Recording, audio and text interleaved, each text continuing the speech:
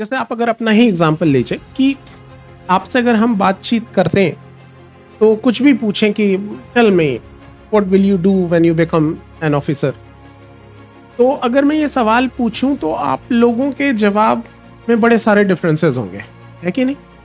Past कैसा था हमारा कि हम एक कॉलोनियल स्टेट थे, अंग्रेज यहाँ रूल करते थे और हमने बहुत लंबी लड़ाई लड़ी है उनसे, है ना? किस बात के लिए? जो हमारा सारा नेशनल मूवमेंट था वो किस लिए था, क्या चाहिए था हमें? फ्रीडम। हमको 1947 में 15 अगस्त 1947 में फ्रीडम मिल गई। We have understood a structure of the framing of the Indian political system कि क्या स्ट्रक्चर है। हमने समझा कि जो पॉलिटी है वो एक मैकेनिज्म है जो पब्लिक के डेवलपमेंट को इंश्योर करने के लिए काम करती है, और the tool polity have is nothing but the constitution, and constitution is a set of instructions. What it does, it empowers citizens by giving them fundamental rights. फिर हमने समझा कैसे वो डायरेक्टिव प्रिंसिपल्स के थ्रू स्टेट को instructions देती है to facilitate the citizens, और फिर उस फैसिलिटेशन के लिए उसको एक पूरे स्ट्रक्चर की ज़रूरत है। हमने समझा कि state has 3 parts, legislature, executive, judiciary. समझा वो 2 लेवल पे काम करते हैं, सेंट्रल लेवल, स्टेट लेवल। ये सारी चीज़ें हमने समझी और फिर समझा कि ये सब चीज़ें तैयार करने का एक सर्टेन पर्पस रहा होगा, और जब हम पर्पस को तलाश रहे थे तो तलाशते तलाशते हम कॉन्स्टिट्यूशन में ही पहुंचे और देखा कि प्रियम्बल में तो सब लिखा हुआ है। तो प्रियम्बल जो कि ऑब्जेक्टिव बताता है ऑफ द कॉन्स्टिट्यूशन। अभी जब हम इसके फैक्ट्स के बारे में बात करेंगे तो ये भी बात करेंगे कि किस तरीके से नेहरू जी ने एक ऑब्जेक्टिव रिजोल्यूशन पेश किया था, वही बाद में प्रियम्बल बना। इन सारे फैक्ट्स पे भी बाद में आएंगे, लेकिन हमने शुरुआत कर दी कि प्रियम्बल में जो भी बातें हैं एग्जैक्टली उसका मतलब क्या है। तो इस कॉन्टेक्स्ट में हमने ये समझा कि प्रियम्बल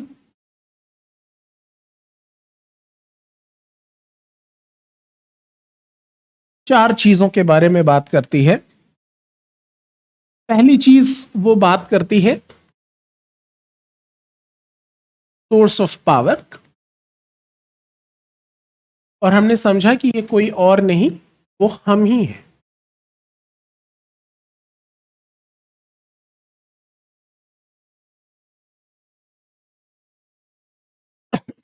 बहुत डिटेल में हमने इसको डिस्कस किया था कि किस तरीके से हमारा कॉन्स्टिट्यूशन है वो किसी पर्टिकुलर कम्युनिटी को नहीं देखता, बल्कि वो यूनिट को एड्रेस करता है कि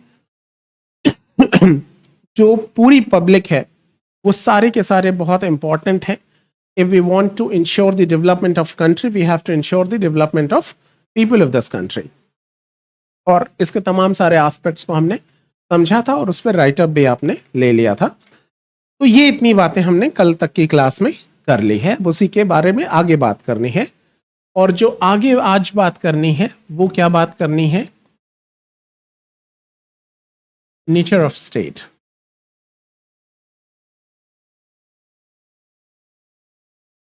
ये बहुत इंपॉर्टेंट एस्पेक्ट है, नेचर ऑफ द स्टेट। अब देखिए, नेचर ऑफ द स्टेट जब हम इसके बारे में समझते तो नेचर को कैसे समझते हैं कि जैसे जैसे आप अगर अपना ही एग्जाम्पल लीजिए कि आपसे अगर हम बातचीत करते हैं तो कुछ भी पूछें कि tell me what will you do when you become an officer, तो अगर मैं ये सवाल पूछूं तो आप लोगों के जवाब में बड़े सारे डिफरेंसेस होंगे, है कि नहीं? लेकिन ये कैसे पॉसिबल है?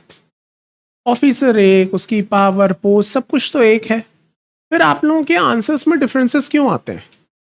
ऐसा क्यों है? क्यों? क्योंकि आपके बैकग्राउंड्स डिफरेंट है। आप जब कुछ प्लान करते हो फॉर द फ्यूचर तो उसके लिए इंस्पिरेशन कहाँ से मिलती है? अपने ही बैकग्राउंड से, अपने ही स्टेटस से। तो आज आपके पास जो नहीं है, जिसके लिए आज आप स्ट्रगल कर रहे हो, उसको कल ईज करने की कोशिश करोगे आप, उन चीज़ों का ख्याल रखोगे आप इस बात का। तो जनरली हम अपने बैकग्राउंड, अपने पास्ट, इन सारी चीजों से इंस्पायर होते हैं when we plan for the future. नहीं, आप तो आप किसी भी चीज के बारे में बातचीत करो तो हम ये आइडिया लगा सकते हैं कि आपका बैकग्राउंड कैसा है, आपकी फैमिली कैसी है, आपकी परवरिश कैसी हुई है, किस तरीके की एजुकेशन आपको मिली हुई है। आप चाहे किसी भी इशू के बारे में बात करो, बताते आप अपने बारे में ही हो, है ना। तो ये बड़ी इंपॉर्टेंट चीज होती है। इसी तरीके से वी गॉट फ्रीडम इन 1947 और 26 जनवरी 1950 हमने अपना कॉन्स्टिट्यूशन इंप्लीमेंट कर दिया। इन बिटवीन ये कॉन्स्टिट्यूशन बनाया होगा, है ना। तो ये जो कॉन्स्टिट्यूशन जब हम बना रहे हैं, अच्छा बना कब के ले रहे हैं, आने वाले फ्यूचर के लिए। तो उस फ्यूचर के लिए हम कॉन्स्टिट्यूशन बना रहे हैं, तो बनाते वक्त किन चीजों का ख्याल रखेंगे। तो हम देखेंगे कि हमको इंस्पिरेशन कहाँ से मिलेगी, हमारी उसी सराउंडिंग, उसी जो पास्ट था। तो पास्ट कैसा था हमारा कि हम एक कॉलोनियल स्टेट थे, अंग्रेज यहाँ रूल करते थे और हमने बहुत लंबी लड़ाई लड़ी है उनसे, है ना। किस बात के लिए, जो हमारा सारा नेशनल मूवमेंट था वो किस लिए था, क्या चाहिए था हमें, फ्रीडम। हमको 1947 में 15 अगस्त 1947 में फ्रीडम मिल गई। मतलब कई लोग उसको 2014 भी कहते हैं, लेकिन मतलब मिला वो सच में 15 अगस्त 47 में ही है। तो आप किसी सेलिब्रिटी की बात में मत जाइएगा, सच में 15 अगस्त 1947 को मिला है, कसम से। तो 1947 15 अगस्त 1947 को हमको फ्रीडम मिली। अब हम अपना कॉन्स्टिट्यूशन बना रहे हैं। हम अपने स्टेट को कैसा बनाएंगे,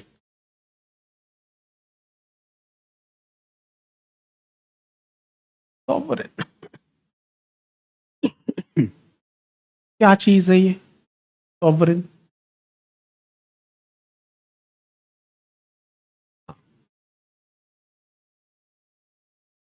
सेल्फ डिपेंडेंट, मतलब किसी की मदद लेना नहीं चाहिए।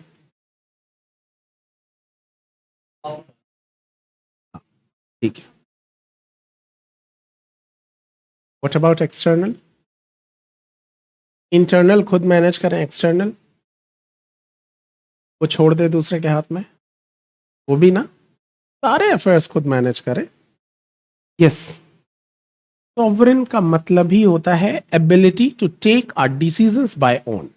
अगर आप इसको बिना किसी टेक्निकलिटी में फंसे हुए आसान लैंग्वेज में कहें तो क्या कहेंगे, ability to take decisions by own, अपने डिसीजंस खुद लेना। हमारे किसी भी डिसीजन पे किसी भी एक्सटर्नल फोर्सेस का कोई इन्फ्लुएंस नहीं होगा। We will decide what we have to do. हमको क्या करना है ये हम ही तय करेंगे। पहले हमारे डिसीजंस कौन लेता था, ब्रिटिशर्स। वो डिसाइड करते थे हमारे internal policies, external policies, foreign policies, everything. हमने लंबी लड़ाई लड़ी है उनसे, अभी कौन डिसाइड करेगा, हम ही डिसाइड करेंगे। तो we will decide what we have to do, हमको क्या करना है हम ही तय करेंगे। चाहे हमारी इंटरनल पॉलिसीज हो, आंतरिक नीति हो, विदेश नीति हो, कुछ भी, सब कुछ हम तय करेंगे। किसी भी एक्सटर्नल फोर्सेस का कहीं कोई इन्फ्लुएंस हमारे ऊपर नहीं होगा। We are the authority to take decisions for everything. ठीक है। तो sovereignty is nothing but the ability to take our decisions by own. ठीक, ओके। ये बात केवल इतनी सी नहीं है, आप देखिए इसका जो सिग्निफिकेंस है वो बहुत ज्यादा है। हम अपने आप को एक अथॉरिटी के तौर पर ट्रीट कर सकते हैं। अथॉरिटी समझते हैं आप किसको कहते हैं? अथॉरिटी क्या होती है? डिसीजन मेकिंग बॉडी अथॉरिटी है। सॉरी, हाँ, ये कुछ हुई अथॉरिटी की हम अपने विल को दूसरे पर आ, मतलब उसके ऊपर भी स्टेट कर दें और is bound to follow what I want. ये है authority, just do what I am saying, something like that. ये है अथॉरिटी। जैसे कोई डकैत आपके सामने एक गन लेकर आता है और कहता है कि जो कुछ भी है वो सब मुझे दे दो, और आप दे देते हैं, वो अथॉरिटी है? पावर तो है पास उसके, नहीं? पावर तो दिखा दी उसने, क्या आप उसको अथॉरिटी कहेंगे? क्यों? चीटिंग नहीं? क्यों?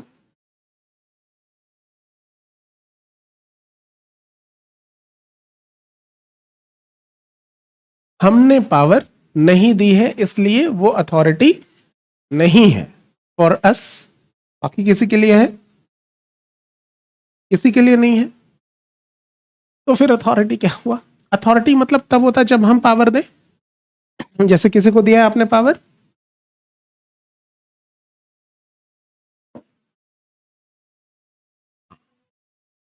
ठीक है, थोड़ा सा क्लोज है। सॉरी, वो पावर जो लीगल हो वो अथॉरिटी है। अब बताइए आप।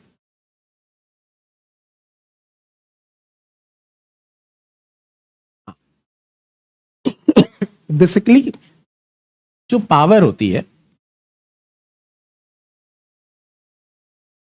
पावर इस वर्ड का मतलब ही है कि आप किसी दूसरे की सिचुएशन बदल सके, है ना? इसी को कहते हैं ना पावर। जैसा मैंने पावर लगाया, इसकी सिचुएशन बदल दी, उठा दिया।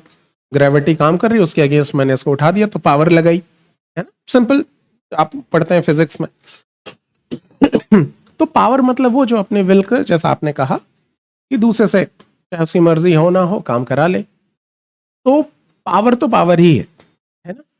लेकिन सभी पावर को लेजिटिमेट नहीं किया जा सकता।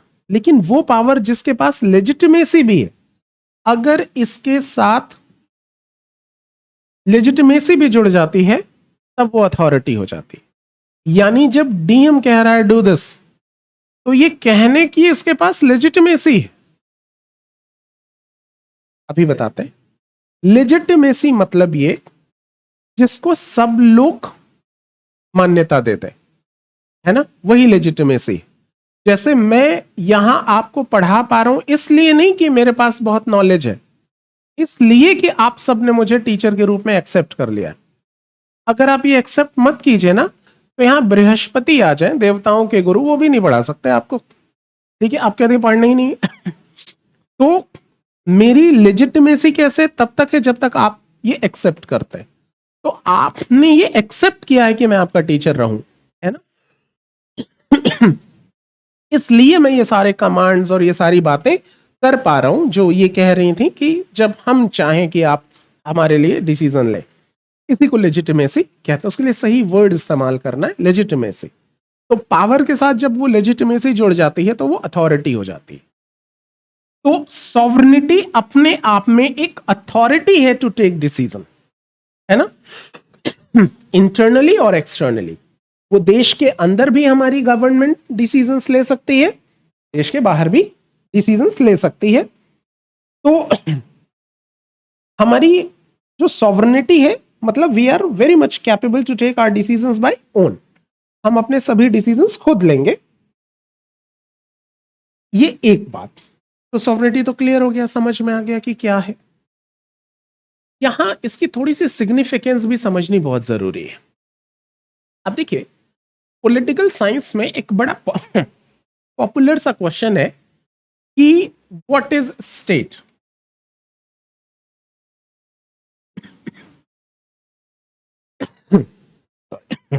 स्टेट क्या होता है? और जब पॉलिटिकल साइंस में इस सवाल को पूछा जाता है कि भाई व्हाट इज स्टेट, तो स्टेट में पॉलिटिकल साइंस आंसर करता है कि there should be 4 ingredients to be a state. 4 चीजें चाहिए स्टेट बनाने के लिए।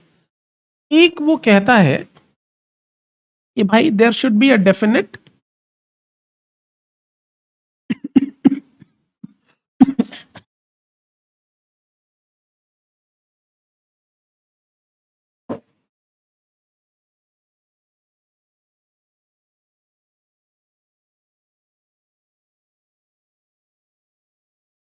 टेरिटरी। एक डेफिनेट टेरिटरी होनी चाहिए अगर डेफिनेट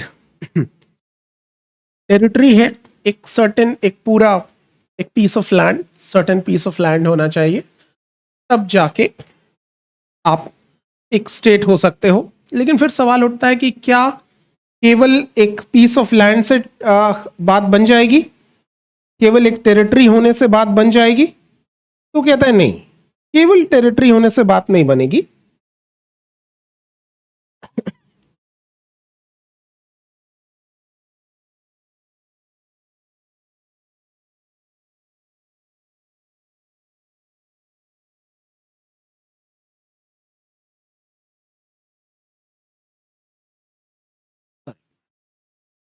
इस टेरिटरी में एक सर्टेन पॉपुलेशन भी रहनी चाहिए, certain population should be live in it.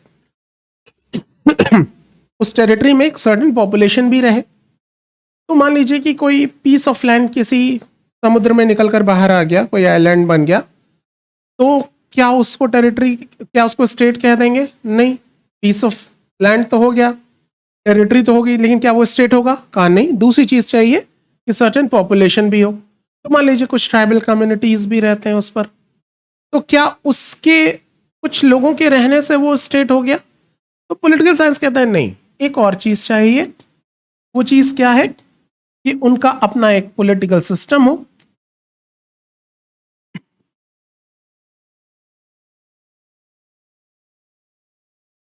एक पॉलिटिकल सिस्टम होना चाहिए। क्या इससे स्टेट हो जाएगा? कहता है नहीं, एक और चीज चाहिए, और वो कहता है कि भाई that should be sovereign. These are four ingredients to required to be a state. अगर आप किसी पीस ऑफ लैंड को स्टेट कह रहे हैं, तो वो स्टेट तब होगा जब ये चारों ही इंग्रेडिएंट्स उसमें मौजूद हो, कि एक सर्टेन टेरिटरी तो हो ही, एक सर्टेन बाउंड्रीज हो, उसमें डेफिनेट पॉपुलेशन रहती हो, वो उनकी अपना एक पॉलिटिकल सिस्टम हो, और वो सॉवरेन हो।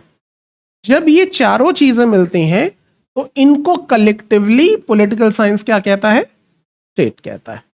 ठीक है, ये बात समझने में कोई दिक्कत तो नहीं है?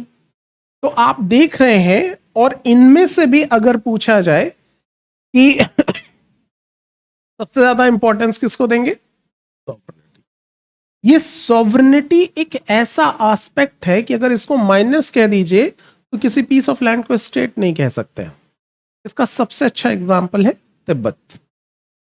तिब्बत एक फ्री लैंड है ना, वहां फ्री लैंड है, एक स्वतंत्र देश है पूरी तरीके से।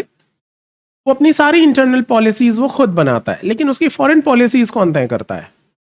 चाइना, है ना। तो वो अपनी external policies, foreign policies Tibet नहीं बनाता। तो क्या तिब्बत को आप सॉवरेन कहेंगे? वो सॉवरेन नहीं है। तो वो सॉवरेन नहीं है, तो इंटरनेशनल सिनेरियो में इसको स्टेट ही कंसीडर नहीं करते। आपने कहीं सुना है किसी इंटरनेशनल ग्रुप का वो तिब्बत मेंबर हो, उसके बिहाफ पे कौन पार्टिसिपेट करता है? चाइना।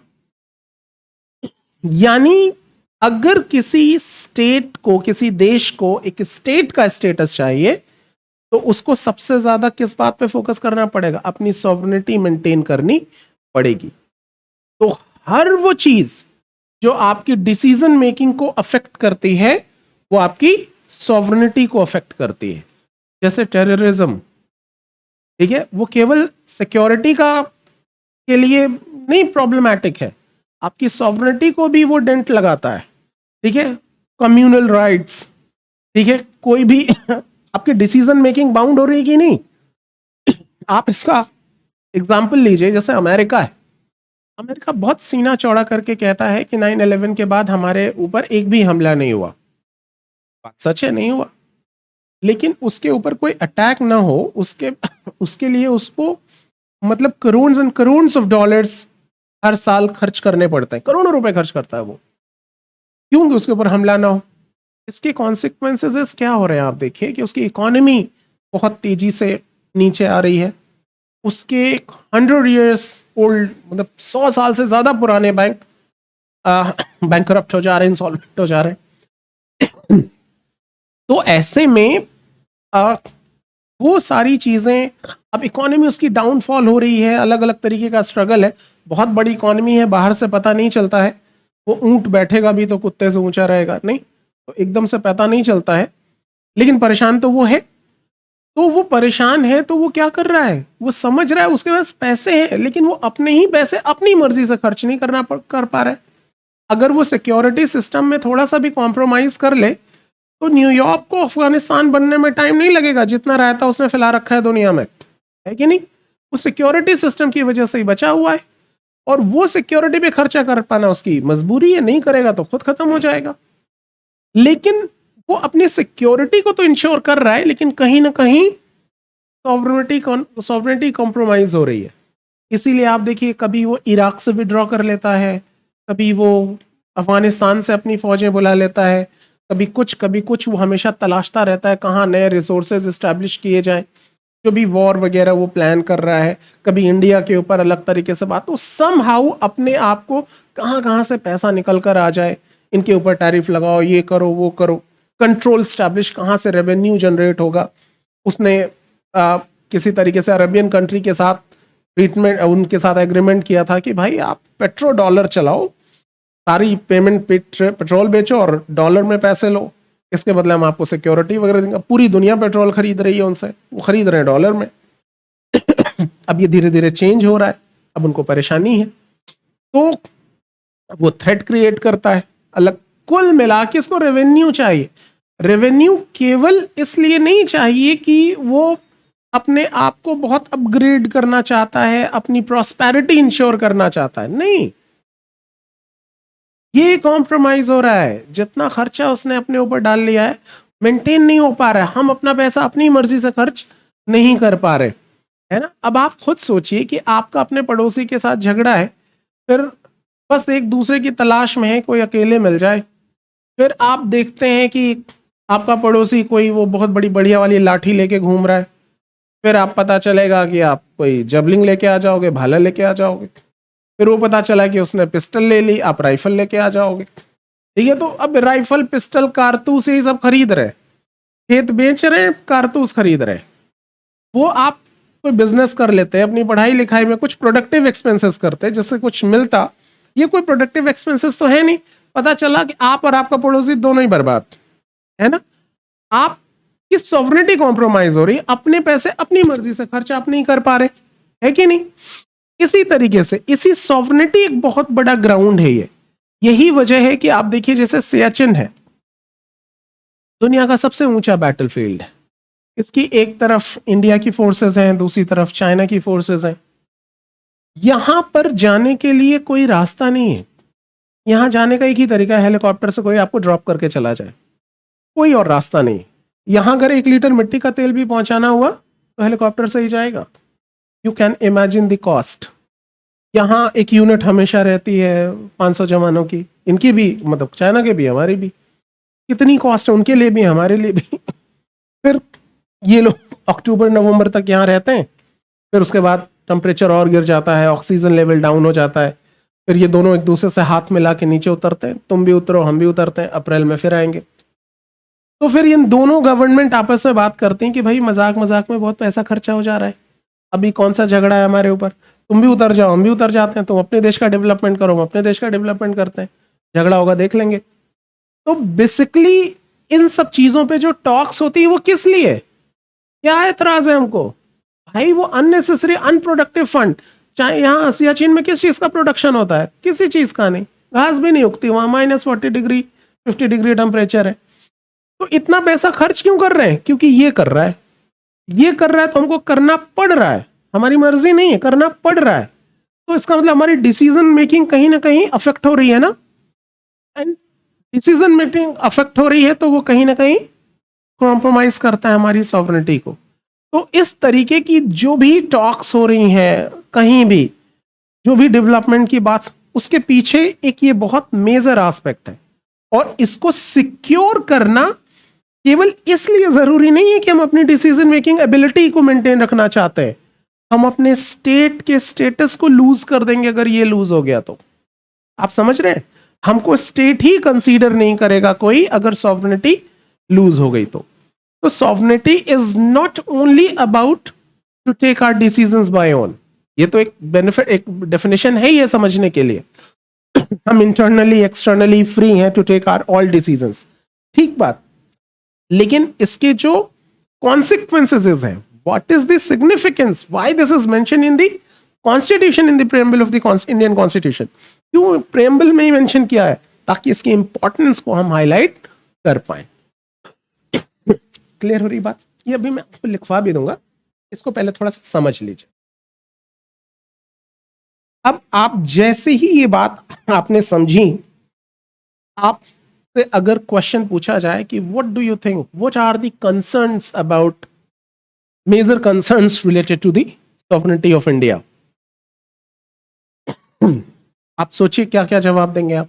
अच्छा, मजे की बात क्या है, आप इंटरनल सिक्योरिटी पढ़ते हैं पेपर 3 में, इंटरनल सिक्योरिटी के तमाम सारे एस्पेक्ट में अगर आपने एक एस्पेक्ट ये भी जोड़ दिया कि why internal security is important for the country, the internal security is not relevance to ensure the security as well as the sovereignty, ये लिखते ही आपका आंसर स्पेसिफिक हो जाता है, स्पेशल हो जाता है। Thank you. आप समझ पा रहे हैं इस बात को? तो चीजों को रिलेट करके लिखने ये आना चाहिए। पेपर 3 में पेपर 2 के कंटेंट आपने डाल दिया, ठीक है, क्योंकि लगभग एक जैसी चीज है। तो अगर पूछें कि क्या कंसर्न क्या है, यहां एक सवाल आपसे पूछा गया है, सवाल ये पूछा गया है कि we are members of multiple international organisations, है ना, सार्क है, कॉमनवेल्थ है, आशियान है, नंबर ऑफ इंटरनेशनल ऑर्गेनाइजेशंस, हम उसके मेंबर हैं, और being a member we are bound to follow the instructions of that communities, नहीं? तो आपसे क्वेश्चन क्या पूछा गया है, क्वेश्चन पूछा गया है कि membership of international communities are violation of, ध्यान से सुनेगा, कुछ लोग पढ़ चुके हैं, थोड़ा नए लोगों को मौका दीजिएगा। क्वेश्चन ये है कि membership of international communities are violation of secularism, socialism, sovereignty, none of above. Membership of international communities are violation of secularism, socialism, sovereignty, या sovereignty पहला ही ऑप्शन है, sovereignty, secularism, socialism and none of above. sovereignty नहीं, फिर क्यों?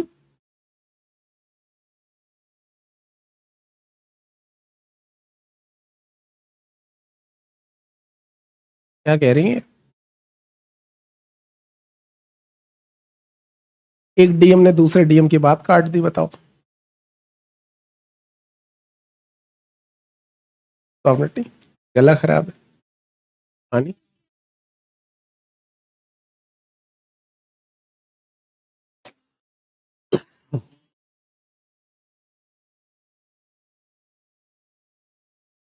Being a member of the community, we are bound to follow the instructions of the communities. ठीक है?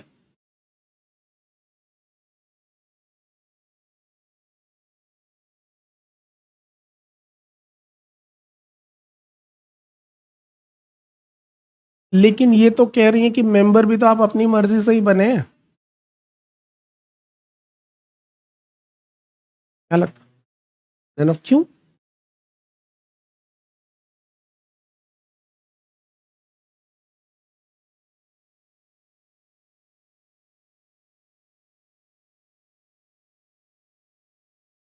क्यों?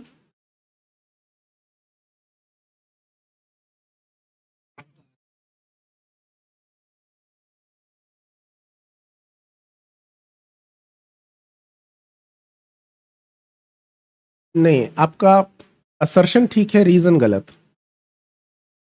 ऐसा क्वेश्चंस आते हैं ना असर्शन रीजन वाले,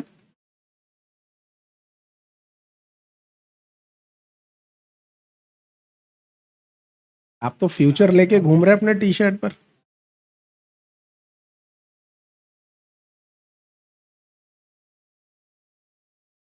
हाँ, इस क्लास में गलत आंसर देने पे मैं काटता नहीं, पक्का प्रॉमिस।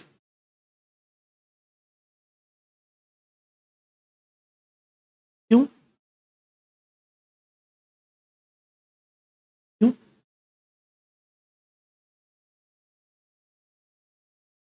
टॉस करके देख ले, अक्कड़ बक्कड़ बम्बे बोल। Yes, answer is none of above, है ना। क्यों नन ऑफ अबव? क्योंकि ठीक कह रहा है, कहा इन्होंने।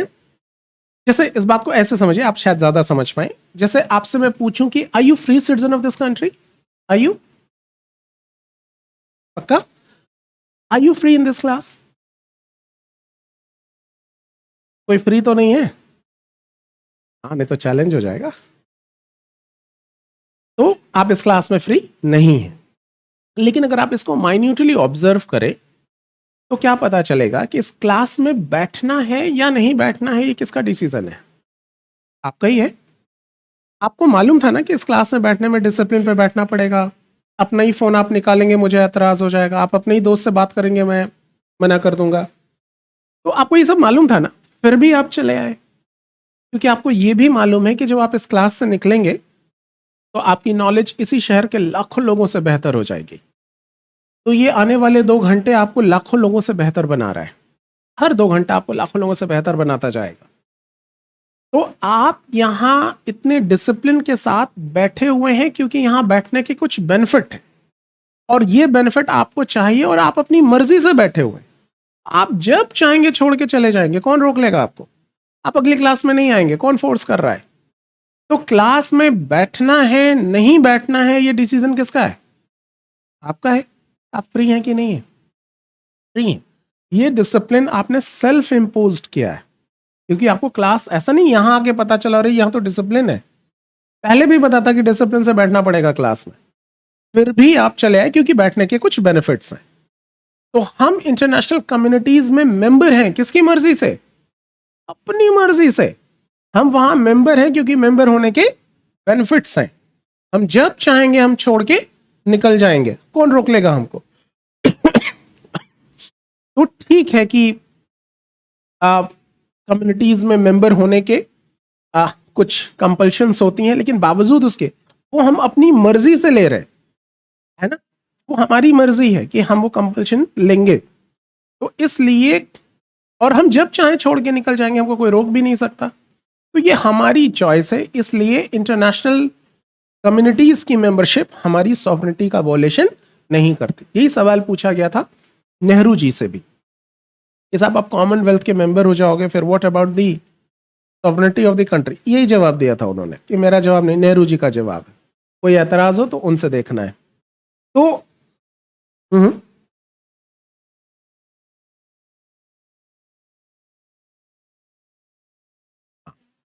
वो हमारी चॉइस। अच्छा, ये एक बात। दूसरी बात, जब आप बहुत डिटेल में पढ़ेंगे तो 100% सॉवरेनिटी मॉडर्न पॉलिटिकल स्टेट में पॉसिबल भी नहीं, अब नहीं है ना। तो जिसको आप सॉवरेनिटी प्योर फॉर्म में कह रहे हैं, अब वो पॉसिबल नहीं है। कोई कंट्री एग्जाम्पल नहीं है इसका, है ना। इतनी इंटरडिपेंडेंसी है, खास करके जिस तरीके के ग्लोबलाइजेशन के दौर में आप देखेंगे कि बहुत सारे प्रेशर काम करते हैं। तो जो आइडियल सॉवरेनिटी है वो तो पॉसिबल ही नहीं है। तो आप उस एस्पेक्ट में बात करेंगे तो वो फिर एक अलग चीज हो जाएगी, फिर वो बहुत डीप डाइव हो जाएगा। लेकिन जो हमारा कॉन्स्टिट्यूशनल एस्पेक्ट है, बेसिकली ये बात करता है ability to take decisions by own. हम इंटरनली आउट एक्सटर्नली हम फ्री हैं, हमारे ऊपर कोई बाउंडेशन नहीं है। We will take our decisions own. इसीलिए आप देखिए, जब ट्रंप कहता है कि मैंने इंडियन प्राइम मिनिस्टर को कहा कि ये बंद कर दो, ये कर दो, वो कर दो, तो हमारे यहाँ पार्लियामेंट में क्या क्या शिकायत की गई कि we are sovereign country, who the hell is Trump is? कौन है वो भाई? कौन क्यों कह रहा है वो? उससे हमको क्या लेना देना? वी आर सॉवरेन कंट्री, हम डिसाइड करेंगे ना। इसी बात पे क्रिटिसिज्म हुआ कि प्राइम मिनिस्टर शुड आंसर। ऐसे कैसे कह देगा कोई? तो कि ट्रम्प कौन होता है हमको बताने वाला कि हमको क्या करना है? हम तय करेंगे। तो ये सारी चीजें, ये सब पैरामीटर्स हैं इन्हीं के ग्राउंड पर कि सवाल क्या है कि हम तो सॉवरेन कंट्री है ना, हम तय करेंगे। कोई और कैसे तय कर सकता है? कोई और कैसे तय कर सकता है कि हम पेट्रोल कहाँ से खरीदें? कोई और कैसे तय कर सकता है कि हमको किस तरीके के बिजनेसेस करने चाहिए? ये सब सॉवरेनिटी से जुड़ा हुआ है। इतनी बात समझने में कहीं कोई दिक्कत है? अब आप इस चीज का ध्यान रखिए कि अभी बहुत सारी चीजों एक जो एस्पेक्ट है, खास करके इस इंफॉर्मेशन टेक्नोलॉजी के जमाने में आने वाले, कुछ पूछना है? हाँ।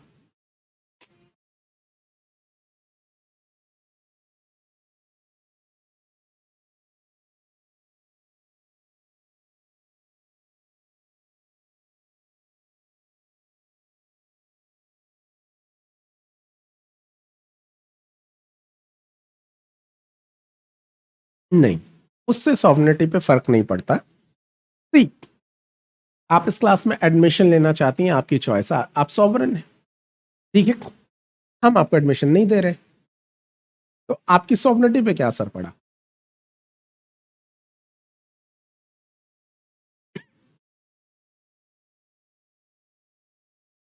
नहीं, वो सारी बात ठीक है, वो बात ठीक है। यहां जो आपको एडमिशन से मना किया, वो जो अवेलेबल प्रोसीजर है उसके थ्रू ही मना किया कि if as a member I have a veto power, ये लेजिटिमेसी मुझे मिली है ना इसी ऑर्गेनाइजेशंस के रूल्स के तहत कि I can use my veto, ये अपने आप में एक लॉ है, तो बाकी मेंबर्स को मानना पड़ेगा। इसका सॉवरेनिटी से आप कैसे डील कर रहे हैं, कनेक्ट कर रहे हैं?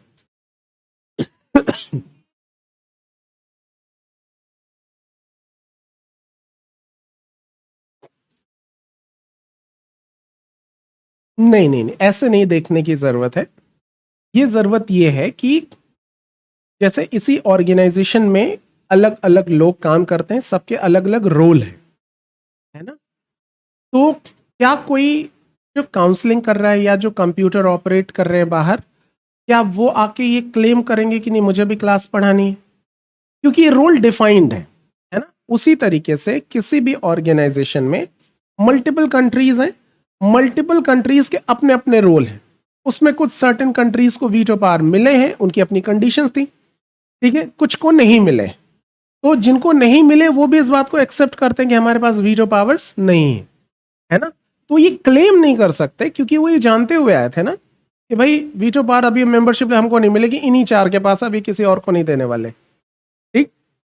तो ये हम जानते हुए उसमें पार्टिसिपेट कर रहे हैं, मतलब कि उस ऑर्गेनाइजेशन के अपने सारे रूल्स, सारे रेगुलेशंस पहले से क्लियर है। अब हम एफर्ट कर रहे हैं, ये हमारी अपनी एबिलिटी है। अब ये उस ऑर्गेनाइजेशन के ऊपर डिपेंड करता है कि वो दे रहे हैं मेंबरशिप, नहीं दे रहे हैं, क्या दे रहे हैं। वो कुछ भी डिसीजन लें, उस ऑर्गेनाइजेशन का कंसर्न है, उससे हमारी फ्रीडम पे, हमारी सॉवरेनिटी पे कोई असर डायरेक्टली नहीं पड़ता। पड़ता कब? जब वो सब मिलके हमको, हम मेंबर भी नहीं है और हमको कुछ बाउंड कर रहे हैं कि तुमको you have to do this, अब वो हमारी सॉवरेनिटी पे क्वेश्चन करेगा, है ना? तो मैं आपको क्लास में एडमिशन नहीं दे रहा, इससे आपके फ्रीडम पे कोई फर्क नहीं पड़ता। लेकिन आपको एडमिशन भी नहीं दे रहा और फिर आप इस क्लास की मेंबर भी नहीं है और फिर भी मैं आपके ऊपर तमाम सारे कमांड इंपोज कर रहा हूं, अब लगेगा कि भाई who the hell are you, हो कौन आप समझ पा रहे? तब सॉवरेनिटी, तब ये आ, ये सारी चीजें काउंट होंगी। क्लियर है? इसको ऐसे देखने की जरूरत है। मैं जो आपको एक बात बता रहा था, जहां से आने वाले समय में क्वेश्चंस आने की पॉसिबिलिटी बहुत ज्यादा है, अभी तक पूछा नहीं गया है और बहुत तेजी से ये सारे सिनेरियोज बदल रहे। आप देखिए अभी जो मॉडर्न एरा है, ये इंफॉर्मेशन टेक्नोलॉजी का एरा है और information is everything, information is a power, अभी का जो समय है। अब ऐसे में इंफॉर्मेशन रन कर रही है तमाम सारे टेक्नोलॉजिकल एस्पेक्ट्स के थ्रू। अनफॉर्चुनेटली उस टेक्नोलॉजिकल डेवलपमेंट में हमारा रोल लगभग जीरो है, हमारा कंट्रीब्यूशन है नहीं। यहां शायद ही आप में से किसी की पॉकेट में इंडियन ब्रांड का कोई फोन हो, है? नहीं है। हमारे पास सारे विदेशी फोन है जिसकी इंडियन ब्रांड नहीं है। लगभग आप सबके फ़ोन में किसी ने थंब इम्प्रेशन से लॉक कर रखा होगा, किसी ने फेस रिकॉग्निशन से लॉक कर रखा होगा। आपका थंब इम्प्रेशन अपने इस फ़ोन पे आप लगा रहे, इसका जो सर्वर है वो कहाँ है? ये उस देश में है जिस देश का ये फ़ोन है, ठीक है? चाइना में है, ताइवान में है, कहीं अलग-अलग जगहों पर है। आपने थंब इम्प्रेशन लगाया है, आपका थंब इम्प्रेशन आपके आधार पर है। आधार आपका बैंक अकाउंट से कनेक्टेड है, सारी जगहों पे कनेक्टेड है। ये सारा इन्फॉर्मेशन उनके पास है। अब ये डाटा बहुत तेज़ी से गूगल को सब पता है कि आप रोज़ 4:30 बजे से 6:30 पौने 7 बजे तक किसी बिल्डिंग के नीचे होते हैं। उसको पता है। उसको मालूम है कि आप 7 बजे निकलेंगे तो दाएँ जाएँगे कि बाएँ जाएँगे। यहाँ कौन-सी एक शॉप है वहाँ रुकते हैं। यहाँ ही मिठाई की दुकान है, यहाँ रुकते हैं, यहाँ उसको मालूम है गूगल को। उसको मालूम है कि रोज़ रात को आप किस छत के नीचे सो रहे हैं। उसको मालूम है कौन-सी वेबसाइट्स आप सर्च कर रहे हैं, सारी चीज़ें। आपके फ़ेसबुक को पता है कि आपने फ्लिपकार्ट पे क्या देखा, अमेज़न पे क्या देखा, आपके कार्ट में कितनी चीज़ें आपने सेव करके रखी हैं। ये मल्टीपल वेंडर्स को पता है, मल्टीपल, अकेले आपको नहीं। सब छोड़िए, अगर आप फ़ोन पे बात कर रहे हैं, वीडियोज़, फ़ोटो आपने खींच ली और किसी को भेज दिया और आपको लगता है केवल आप दोनों ही देख रहे हैं, तो आप बहुत मासूम हैं, है ना? तो अगर आपके पॉकेट में स्मार्टफ़ोन है और आपको लगता है आपकी प्राइवेसी मेंटेन है, तो आप मासूम हैं, है ना? बहुत सारे लोगों का एक्सेस है उस पर। आपकी बहुत सारी एक्टिविटीज़ मॉनिटर की जा रही हैं और की जा सकती। उनको पब्लिश इसलिए नहीं करता क्योंकि ज़रूरत नहीं है। अगर ज़रूरत पड़ी सरकार ही कर देगी। सरकार ही सारा डाटा निकाल लेगी, ठीक है? सारे एस्पेक्ट्स निकाल लेगी। तो ऐसे में आप सोचिए कि जब इतनी डिपेंडेंसी है हमारी इन टेक्नोलॉजीज़ पर, सारे नेविगेशन सिस्टम आप देखिए, आप गूगल मैप इस्तेमाल कर रहे हैं, अब तो रास्ता पूछना ही हम भूल गए। गूगल मैप इस्तेमाल, शुक्र है यूपीआई हमने अपना जनरेट कर लिया। उसमें भी शुरुआत में डोमिनेंस पेटीएम वगैरह का था, चाइनीज़ कंपनी है। सारे डाटाज़ हैं उसके पास, किसके बैंक में क्या कैसा कनेक्ट है बैंक अकाउंट से लोगों का। तो ऐसे में ये जो सारे एस्पेक्ट्स हैं, आप समझ पा रहे हैं कि कितनी सारी इंफॉर्मेशन वो होल्ड करते हैं हमारी। ऐसे में कल को इसका वो क्या यूज़ करेंगे, हमारे पास क्या काउंटर पार्ट होगा उसके पास। ये जो हमारी सिक्योरिटी कंसर्न और वो सारे, वो तो एक अलग इश्यू है ही है, लेकिन एक बहुत बड़ा थ्रेट हमारी सॉवरेनिटी पर भी है। वो ब्लैकमेल करने की पोजीशन में है, तमाम सारे एस्पेक्ट्स हैं, डाटा कम्युनिकेशन ये इतनी इंपॉर्टेंट चीज़ है, ठीक है? ट्विटर वगैरह आप देखिए, फेसबुक डिसाइड कर दे रहा है, ट्विटर डिसाइड कर दे रहा है कई देशों में कि सरकार किसकी बनेगी। लोगों की पब्लिक ओपिनियन चेंज हो जा रही है।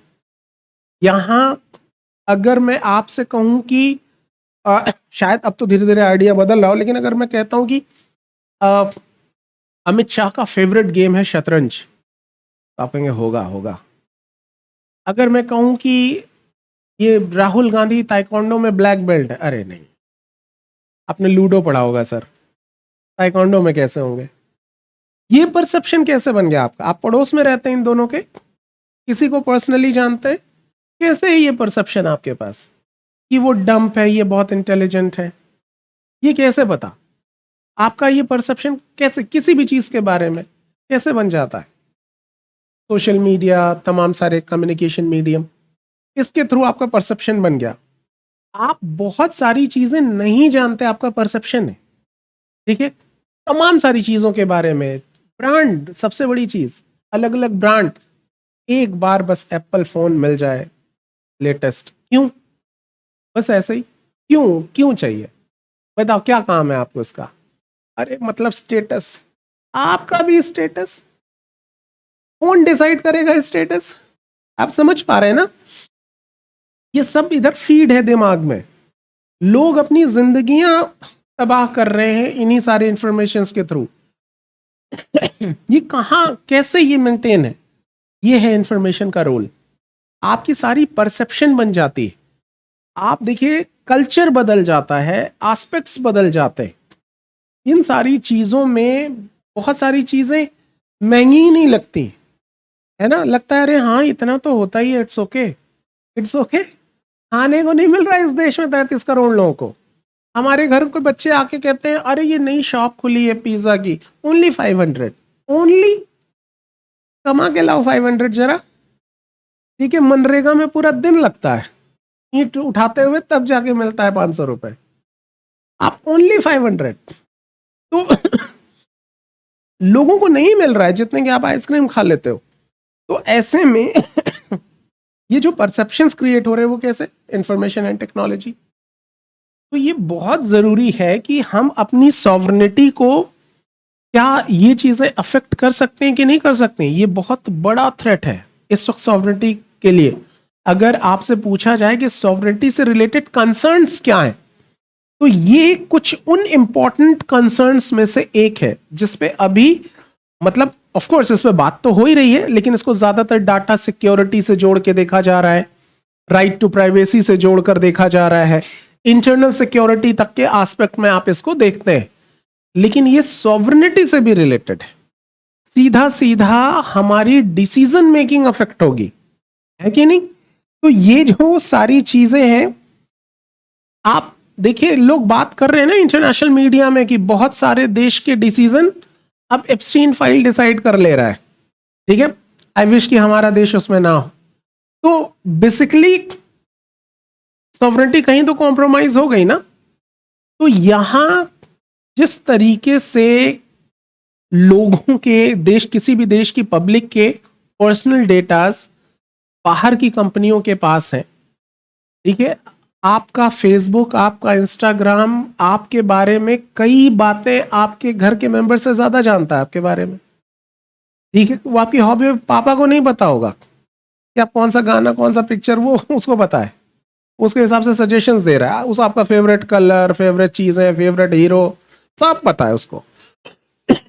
अभी एआई वो यूज कर रहे हैं, अभी फेसबुक ने बताया ना कि अब वो एआई यूज कर रहे हैं कि अगर कोई प्रोडक्ट देखते हुए आपको अच्छा लगता है तो आपकी रेटिना थोड़ी सी बढ़ जाती है, अगर आप अटेंशन देते हैं तो वो उसको भी रिकॉग्नाइज कर लेगा। ठीक है, अब वो इस तरीके के एआई सिस्टम इस्तेमाल कर रहे हैं। ठीक है, बहुत सारे लोग कहते हैं ये फोन हमारी बातें सुनता है। ठीक है, हमने घर में एक लगा रखा है एलेक्सा, और तो कोई बात करने वाला है नहीं, उसी से बात करते हैं, डू यू मैरी मी। एक एलेक्सा से पूछे क्या जिंदगी आ गई बताइए। तो और फिर उसके भी नखड़े कम थोड़ी है, कहती है हाँ कर लेंगे, पहले हमारी पसंद बताओ। वो टेस्ट लेती है, अलेक्सा भी टेस्ट लेती है। 4 बार तो मैं फेल हो चुका। ठीक है, अलेक्सा ने भी रिजेक्ट कर दिया, छोड़ो तुम किसी लायक नहीं हो। तो आप समझ पा रहे, अलेक्सा बात कर रही है, अलेक्सा बात कर नहीं रही, अलेक्सा सुन भी रही है। ठीक है, आपके तमाम सारे डिवाइस कनेक्टेड है। कहने का मतलब ये कि ऐसे में इतनी सारे एस्पेक्ट हैं। आपने स्मार्ट वॉच पहन रखी है, आपका पल्स तक का, आपकी तबीयत कैसी है आप सोचिए। आपका, आपने करा रखा है हेल्थ इंश्योरेंस, आपका हेल्थ इंश्योरेंस कहता है कि ये स्टेप काउंट लगा दो, फिर आपकी प्रीमियम में हम डिस्काउंट दे देंगे। अब वो स्टेप काउंट देख रहा है कि अगर ये रोज 10,000 कदम चल रहा है तो ये वैसे ही बीमार नहीं होने वाला, ये आधा फिट तो ऐसे ही रहेगा, तो इसको डिस्काउंट दे ही दो। ये नहीं लेने वाला है इंश्योरेंस, लेकिन देखेगा कि नहीं ले रहा है। आपने कहा कि भाई आपकी हेल्थ इंश्योरेंस वाले कैसे काम करते हैं कि आपकी साल में हम 2 बार ब्लड जांच हम करा देंगे फ्री ऑफ कॉस्ट। हम लोग खुश, वाह। और सारी इंफॉर्मेशन उसके पास है कि आपके ब्लड में निकला क्या क्या है, इसका कोलेस्ट्रॉल बढ़ा है, हार्ट गया, इसका प्रीमियम बढ़ाओ पहले तो, ये बस इसको देना पड़ेगा, आज नहीं तो कल इसका प्रीमियम बढ़ाओ, जब तक ये ठीक है तब तक ले लो, इससे जितना ले सकते हैं। सब इंफॉर्मेशन का खेल है। आप एक चीज फेसबुक उस पे देखते हैं, फेसबुक पे या फ्लिपकार्ट पे, आपके फेसबुक पे मैसेज आ जाता है इस पे इतना डिस्काउंट। दुनिया को पता है ना, दुनिया को पता है कि सारी चीजें, मेरे पास मैसेजेस आते हैं कि अब बाल कैसे बढ़ाएं, मुझे नहीं बढ़ाना है, मैं बहुत खुश हूं। इसको पता कैसे है कि मुझे बाल बढ़ाना चाहिए, मेरी फोटोज होंगी पता नहीं, जैसे भी, मैं कभी ये सब सर्च नहीं करता, मैं बहुत खुश हूं ऐसे। ठीक है, तो यहां अननेसेसरी बाल बढ़ा लो, ये बढ़ा लो। तो ये सारी चीजें पूरी दुनिया को बारे में, दुनिया को पता है। ठीक है, सजेशन आते हैं कि वजन कम कैसे करें, आई एम हैप्पी। ठीक है, मुझे कोई दिक्कत नहीं, वजन कम क्यों करना, इतनी अच्छी खासी ग्रेविटी है। तो यहां ये सारी चीजें दुनिया बता रही है कि क्या क्या करना है, पता नहीं कैसे, लेकिन ये सारी चीजें हैं। तो हमारे पर्सनल डाटाज बाहर के सर्वर में स्टोर हो रहे हैं, और इसको आने वाले समय में इसको सॉवरेनिटी के लिए एक थ्रेट के रूप में भी देखा जा रहा है। यहां तक आप देखिए, कई सारी चीजें, कई सारे एप्लीकेशन हमारे यहाँ जो प्राइवेसी को ब्रीच कर रहे हैं, उनके सामने ये सारी चीजें आपकी थॉट, आपके पोस्ट से वो अंदाजा लगा सकते हैं कि इनके यहाँ कम्युनल राइट्स कराने की पूरी पॉसिबिलिटी है। जिस तरीके की पोस्ट आप शेयर कर रहे हैं, जिस तरीके की बातें आप कर रहे हैं, उनको मालूम है कि नक्सलिज्म के लिए फर्टाइल लैंड तैयार हो रहा है, बस कुछ चीजें इंपोज करनी। पूरा उनको अमेरिका में बैठे हुए पता है कि जिस वक्त जिस तरह जैसा माहौल बन रहा है इस सोसाइटी में, आप ही के तमाम सारे पोस्ट शेयर और सबसे उनको मालूम है कि यहाँ कम्युनल राइट्स के चांसेस हैं कि नहीं, यहाँ नक्सलिज्म को इम्प्रूव करने के लिए फर्टिलिटी है बहुत ज़्यादा, बस हमको कुछ मदद ही करनी है। ये सब हमारी सॉवरेनिटी के लिए थ्रेट है। तो आने वाले समय में आप देखिए, जो आप डेफिनेशन पढ़ते हैं ना, ये बहुत नैरो हो जाती है, ये बहुत नैरो हो जाती है। तो एबिलिटी टू टेक डिसीजन ये इतना आसान अब नहीं है। आपको कितने मल्टीपल एफर्ट्स करने पड़ेंगे इसको इंश्योर करने के लिए, आप समझ पा रहे हैं? तो अभी हम कहने के लिए तो सॉवरेन है, लेकिन कितने numbers of threats we have. Globalise era में हमने अभी बात की कि जो प्योर सॉवरेनिटी है वो तो इमेजिन भी नहीं की जा सकती, क्योंकि इतनी इंटरडिपेंडेंसी है एक दूसरे के ऊपर कि कोई नहीं कह सकता कि हमको हम सॉवरेन है। तो इन सारे मार्केट जिस तरीके से काम कर रहा है, तो ये सारी चीजें आप देखेंगे कि इस तरीके के थ्रेट है। तो मान लीजिए यही आपसे एक सवाल पूछ लिया जाए कि क्या the idea of sovereignty has been eroded, ये खत्म हो रहा है, इसमें जो सॉवरेनिटी जैसी चीज अब नहीं रहेगी। अगर इस तरीके के क्वेश्चन पूछा जाए तो क्या जवाब देंगे? क्योंकि ये जो कंसर्न्स हैं, क्या आप उससे इनकार कर सकते हैं? क्या इनका कोई सब्स्टिट्यूट है हमारे पास, आने वाले कुछ सालों में है हमारे पास? नहीं। तो इससे हम इनकार भी नहीं कर रहे हैं, हम इससे एग्री भी कर रहे हैं। हमारे पास ऐसा कोई सब्स्टिट्यूट भी नहीं है अभी हम कुछ इसको मैनेज कर पाए। तो अगर ये सवाल पूछ लिया जाता है कि भाई अभी जो करंट सिनेरियोज हैं, व्हाट डू यू थिंक कि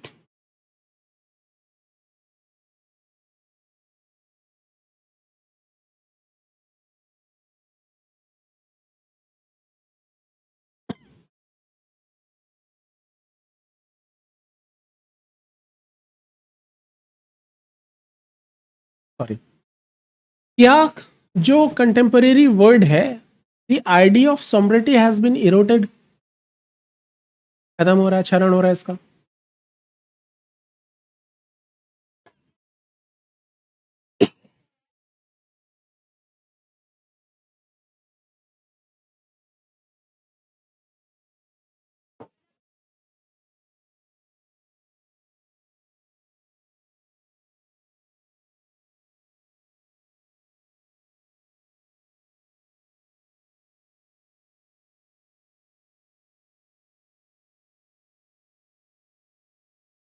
स्ट्रेंथन हो रहा है, एग्री करते हैं आप इनसे?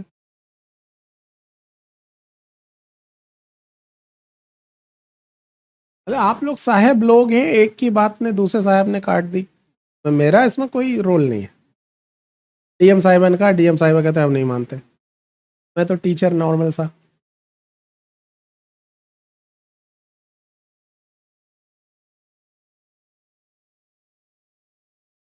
इरोड तो हो रहा है ना?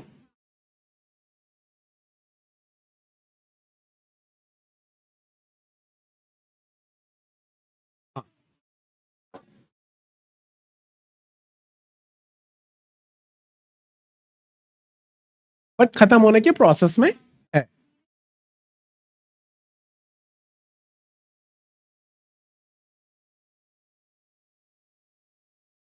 इस वाले का क्या सोल्यूशन है जो सारे हमारे डाटा बाहर के देशों में है?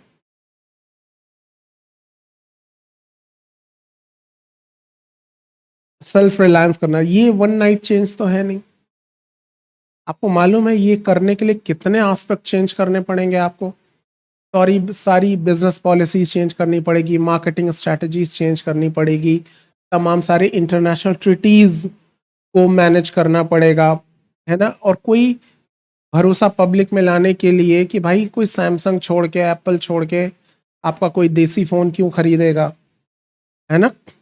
तो वो कैसे लाएंगे? उसके लिए गवर्नमेंट को पॉलिसीज बनानी पड़ेंगी। उनकी ट्रिटीज हैं दूसरे देशों के साथ ओपन मार्केट की, वो तो कॉम्पिटिट करेंगे। तो हम कैसे कंपटीशन करेंगे? ये मतलब ये वन मतलब ये नहीं कि कर नहीं पाएंगे, लेकिन ऑफ कोर्स ये वन नाइट चेंज नहीं है। पहले क्लोज मार्केट में तो ये पॉसिबल था कि हम आने ही नहीं दे रहे किसी बाहर के फ़ोन को, अपना ही बेचेंगे। जैसे चाइना ने कर दिया। चाइना कहता है गूगल इस्तेमाल ही नहीं करना है। क्यों करना है? क्या चाहिए गूगल? हम दे रहे हैं, अपना बना लिया उसने। ठीक है? तो वो उसकी डिपेंडेंसी नहीं है। कहता फेसबुक हम अपना बना देंगे, बना दिया उसने। तो वो अपने कम्युनिकेशन सिस्टम इस्टेब्लिश कर देता है। ठीक है? वो क्रोम इस्तेमाल नहीं करते, वो उनका अपना है। तो वो कर ले रहे हैं, तो वो मेंटेन कर रहे हैं। दुनिया की जितनी भी फ़ोन है, कोई भी कंपनी बनाएगी, चिप इसी का लगेगा, चाइना का। हम चिप से पीछे हो जा रहे हैं, जबकि हमारे पास कैपेबिलिटीज़ थी। चाइना चिप बना बना के भेज रहा है। तो ये सारे एस्पेक्ट्स हैं, इतना आसान नहीं। यहां अगर आप आज मैन्युफैक्चरिंग कंपनी लगाई आज, आपको जान के हैरानी होगी कि वो जो ब्लड टेस्ट करते हैं ना शुगर वाला, घरों में वो एक चिप पतली सी पिन आती है, ऐसे ब्लड रखते हैं और मशीन में लगा के चेक करते हैं, शुगर टेस्ट करते हैं।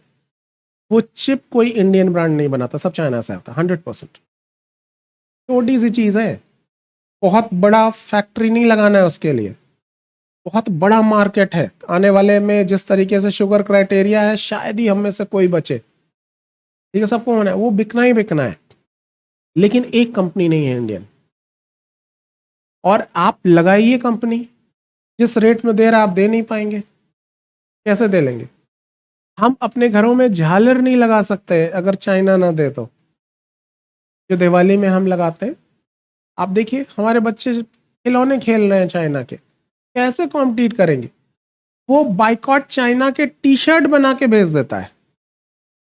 ठीक है? बाइकआउट चाइना इज प्रोटेक्ट, ऐसे कैप अच्छी, वो भी प्रिंट होकर चाइना से आ रही। हमारे पॉलिटिकल पार्टीज के फ्लैग्स चाइना से आ रहे हैं, पॉलिटिकल पार्टीज के। ठीक है? वो आ रहे हैं चाइना, सस्ते पड़ते हैं वो। आप कैसे कॉम्पिटिट कर लें? आप सोचिए कोई मैन्युफैक्चरिंग आप प्लांट डालेंगे, मार्केट में लाओगे ना बेचने, कि अगर ये चीज यही बोर्ड है, ये सब चाइना से आता है।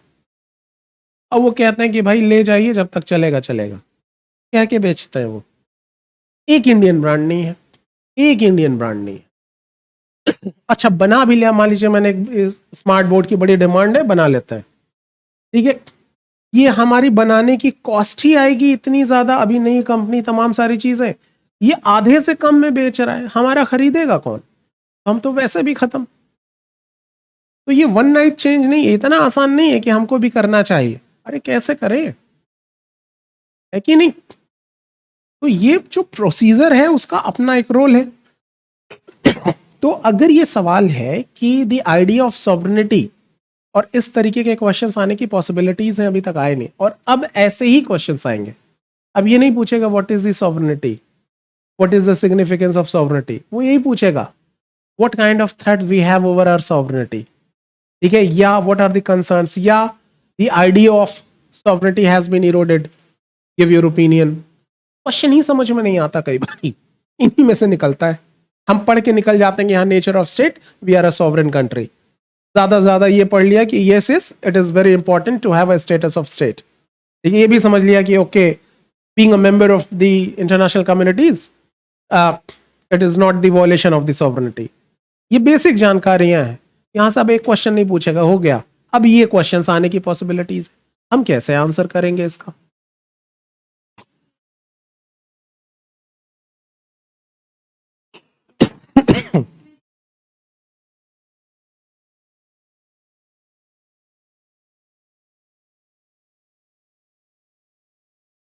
चलिए समझ गया। वो भी, उसमें भी बड़े सारे चैलेंजेस हैं। देखिए, ऐसी चीजों में क्या ये जो क्राइसिस या जो कंसर्न ऑफ सॉवरेनिटी है, क्या ये अकेले इंडिया की है? ये कंसर्न्स लगभग दुनिया भर के देशों की है ना? तो जैसा कि मैंने कहा कि absolute, the idea of absolute sovereignty has been eroded, ये बात आपको माननी पड़ेगी। ठीक है, अब जो जिस तरीके से इंटरडिपेंडेंट स्टेट है, तो ऐसे में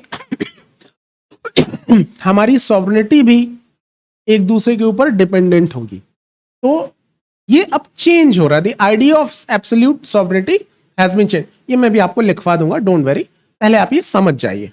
ठीक है, ये सब मैं आपको लिखवा दूंगा, एक बार फ्रेम क्लियर हो जाए आपके दिमाग में, ताकि कोई दिक्कत ना हो, क्योंकि ये सारी चीजें होनी बहुत जरूरी है।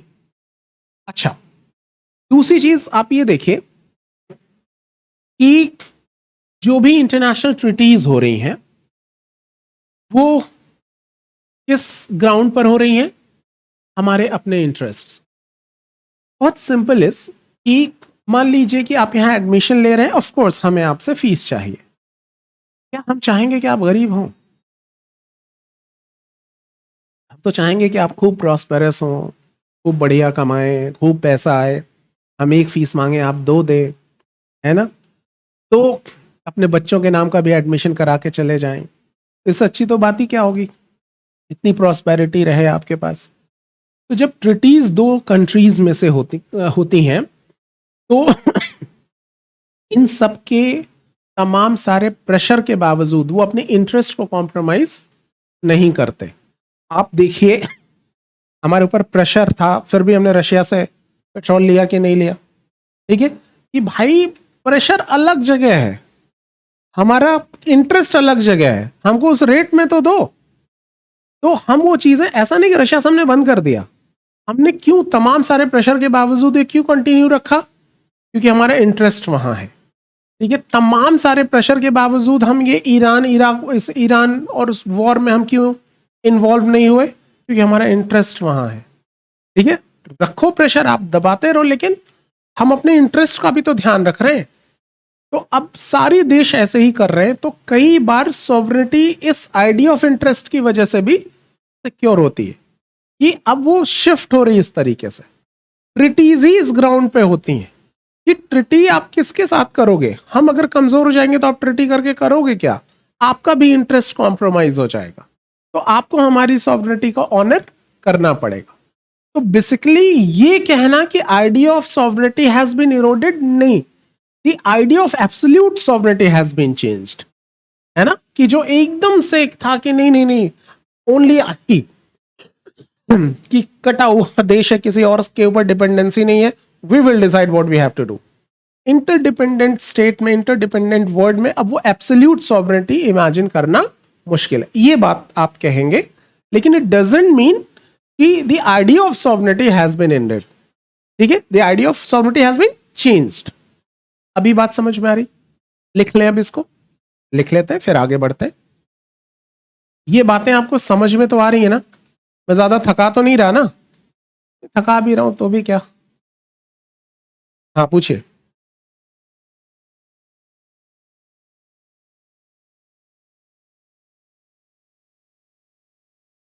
गूगल मैप उनका नहीं है? हाँ मतलब ठीक है। हाँ,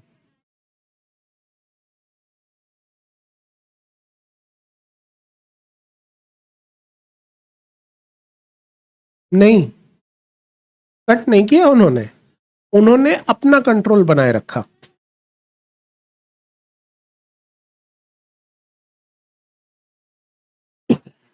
सी, मतलब मुझे लगता है कि मेरे बच्चे अगर पब्लिक कन्वेंस से जा रहे हैं, तो उनको, उनके लिए ठीक नहीं है ना? मैं उनको अपनी गाड़ी से भेज दूंगा। तो क्या मैंने उनको दुनिया से कट कर दिया? उनके लिए पर्सनल अरेंजमेंट्स कर दिए। तो भाई करो बातचीत, करो, पूरी दुनिया जानो, हमारा टूल लो, कंट्रोल हमारा रहेगा। ठीक है, हम अमेरिका को कंट्रोल नहीं देंगे। किसी पब्लिक कन्वेंस में जाता है तो कंट्रोल उनका है, हमारी गाड़ी है, हम डिसाइड करेंगे। आप समझ पा रहे हैं? बस इतना सा है। तो उन्होंने अपनी पर्सनल कन्वेंस दे दिया उनको, और कुछ नहीं।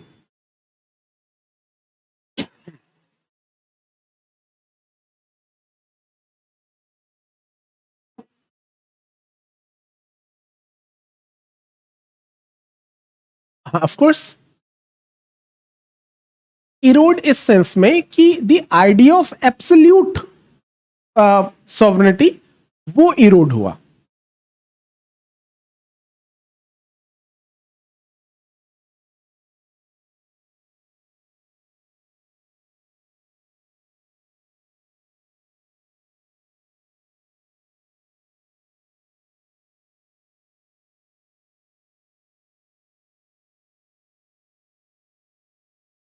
नहीं, ऐसा हर बार नहीं होता। अगर आप इसको माइन्यूटली ऑब्जर्व करेंगे ना, तो ये जो आप कह रही हैं, हम कहते तो यही बात है, लेकिन अगर आप माइन्यूटली ऑब्जर्व करेंगे तो ऐसा हर बार नहीं होता।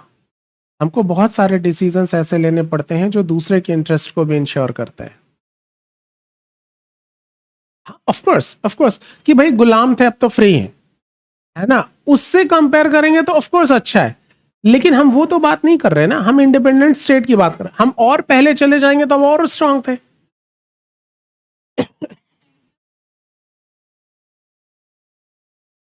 नहीं, यहां पे आपको करेक्ट करना पड़ेगा। उस वक्त तो हमने और अपने स्ट्रांगली अपने आप को प्रेजेंट किया था, तब जब दुनिया दो पावरफुल ग्रुप्स में बटी हुई थी। We have decided for non alignment. ये कमजोर डिसीजन नहीं था।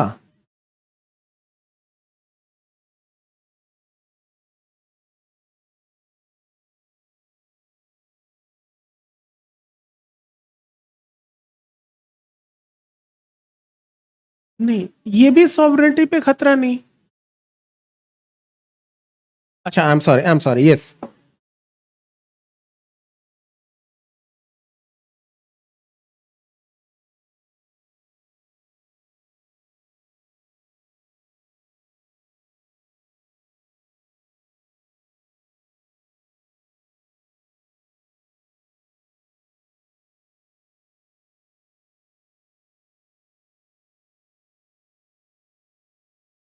अच्छा, हाँ, तो क्या कंक्लूजन निकाले हम इस बात का, कि ये सोच के बहुत नुकसान नहीं होना चाहिए कि एब्सोल्यूट सॉवरेनिटी चला गया लेकिन गुलामी से तो अच्छा है।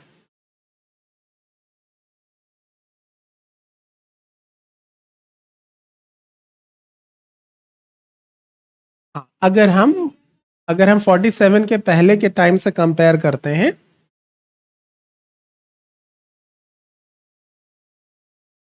ठीक है, ठीक। अब बिल्कुल बिल्कुल नहीं, अभी उसकी भी 100 एब्सोल्यूट सॉवरेनिटी उसके पास भी नहीं है। कुछ कुछ कंसर्न्स में, यस, यस।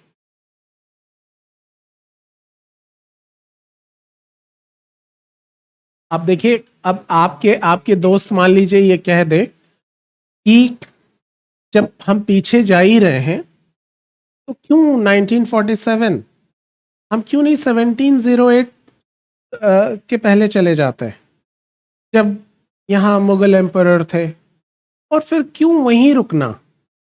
ठीक है, थोड़ा और पीछे जाते हैं। यहाँ जब चंद्रगुप्त मौर्य हुआ करते थे, तो जो लेवल ऑफ सॉवरेनिटी था, ठीक है, और पीछे चले जाए, जब वाल्मीकि ने राजा दशरथ के बारे में लिखा था। ये कंप्लीट आपकी बात ठीक है कि भाई पहले के कंपैरिजन में हमारी सॉवरेनिटी स्ट्रांग हुई है। ये जो हम कंसर्न डिस्कस कर रहे हैं, ये कब का आज का डिस्कस कर रहे हैं। ये कब जोड़ा गया है, ये सॉवरेन वर्ड 1950 से लगाओ। उस वक्त जो आप कह रहे थे ना, वही बात थी यहाँ। उस वक्त हम क्लोज मार्केट थे, ओपन मार्केट नहीं थे, दुनिया ग्लोबलाइज नहीं थी, अलग अलग सेपरेट स्टेट हुआ करते थे। ठीक है, इस तरीके का इंटरडिपेंडेंसी नहीं था, इंटर रिलेशन नहीं था। तब जो भी रिलेशंस थे वो 1 to 1, मतलब ये एक स्टेट है, ये एक स्टेट है। जो आइडिया ऑफ स्टेट है वो भी चेंज हुआ है इस पिछले 50-60 सालों में, 70 सालों में। The idea of state has been changed, international scenarios has been changed. आप 10 साल पुरानी पॉलिसीज को पढ़िए, वो आज रेलेवेंट नहीं है। 10 साल पुरानी पॉलिसीज इंटरनेशनल रिलेशंस में इतनी तेजी से चेंजेस हो रहे हैं, है ना। तो what we are going to do, we are just responding what changes we have right now. तो सॉवरेनिटी अगर ठीक है कि हमारी मजबूत हुई, ये बात बिल्कुल ठीक है। अभी क्या, तो जब हम कंसर्न्स के बारे में बात करेंगे, अगर मैं आपसे पूछूं do we have any concerns related to this sovereignty, तो आप कहेंगे नो। आप यस कहेंगे ना, और जब यस कहेंगे तो किन बातों को बताएंगे? यही सारी चीजें बताएंगे जो हमने अभी डिस्कस की। तो कंसर्न्स तो हैं। तो जब हमने सारे कंसर्न सुन लिए, तो मन में एक ऑब्वियस सा क्वेश्चन उठता है कि क्या अब ये सॉवरेनिटी खत्म हो रही है? क्योंकि कंसर्न्स तो जेन्युइन है, और हमने ये भी चेक कर लिया कि अभी हम इस पोजीशन में नहीं है कि हम इसको इमीडिएट चेंज कर दें। तो कंसर्न्स हैं, जेन्युइन कंसर्न्स हैं, और we have no remedies for it. ठीक है, तो अगर ये सवाल उठता है कि the idea of sovereignty has been ended या इरोडेड, तो क्या ये गलत है? जेन्युइन है। तो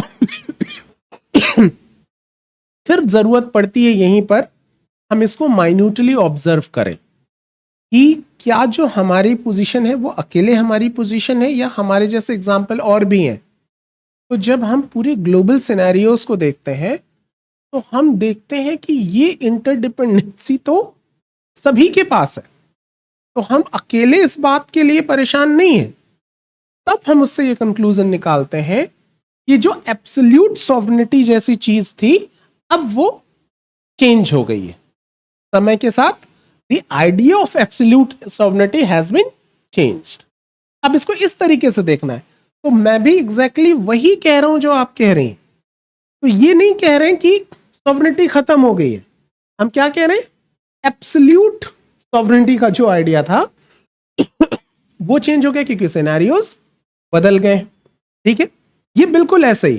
भाई आप अपने बचपन में आपने काऊ पे ऐसे लिखा है ना, काऊ हैज 4 legs।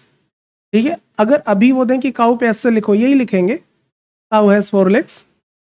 अब तो वो नहीं लिखेंगे। तो क्या काऊ में क्या बदल गया? अब उसके 4 legs नहीं होते, आप बदल गए। अब आपसे एक्सपेक्टेशंस बदल गई। तो आज के सिनेरियो को आपको रिस्पॉन्ड करना पड़ेगा। तो वैसे ही आज के सिनेरियो में क्या जो एब्सोल्यूट सॉवरेनिटी की डेफिनेशन थी वो काम करेगी? नहीं।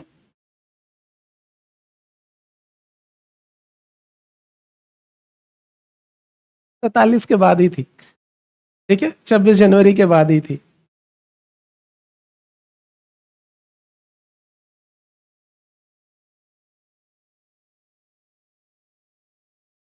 बस उसी कंसर्न्स को ध्यान में रखते हुए, जैसे जब आप ये सब कहते हैं ना, तो आप ये बताते हैं कि हम कंसर्न्स को भी जानते हैं। ठीक है,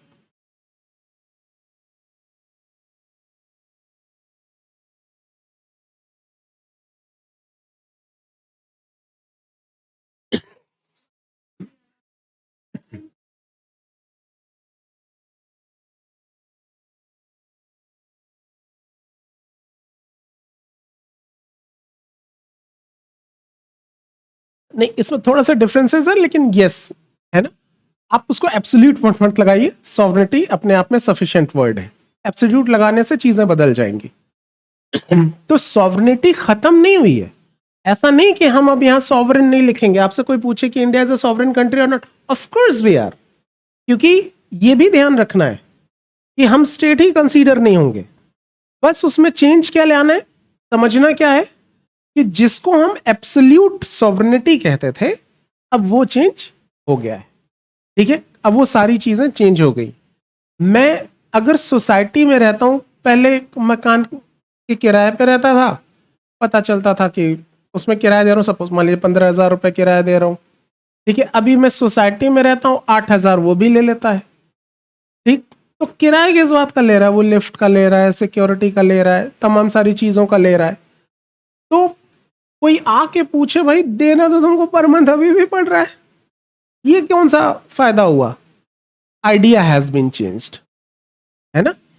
तो कई बार यहां जब तक सारे कंट्रीज सेपरेट थे, इंटरडिपेंडेंट नहीं थे, तब तक ये डिसाइड करते थे क्या करना है। अब यहां आप अपने घर में खुद किचन रखो, वो एक चीज है, और आप पीजी में चले गए, उसका एक कॉमन किचन है। तो अब जो कड़ी बनी है तो कड़ी खानी है तो बाहर से कुछ ऑर्डर करो, है ना। आपकी मर्जी नहीं चलती, उनका अपना एक शेड्यूल है, वो आपको खिलाएंगे। तो क्या आपकी सॉवरेंटी खत्म हो गई? लेकिन आइडिया ऑफ सॉवरेंटी चेंज हो गया। लेकिन जब आपका अपना किचन था, योर सॉवरेन, एब्सोल्यूट सॉवरेंटी थी। अभी आप समझ पा रहे हैं? ठीक है, थोड़ी भी दिक्कत हो फिर बात करेंगे। अच्छी खासी डिबेट कर ली हमने। अब आप एलिजिबल होते जा रहे हैं पार्लियामेंट में जाने के लिए। ओके, लिख लीजिए इसको।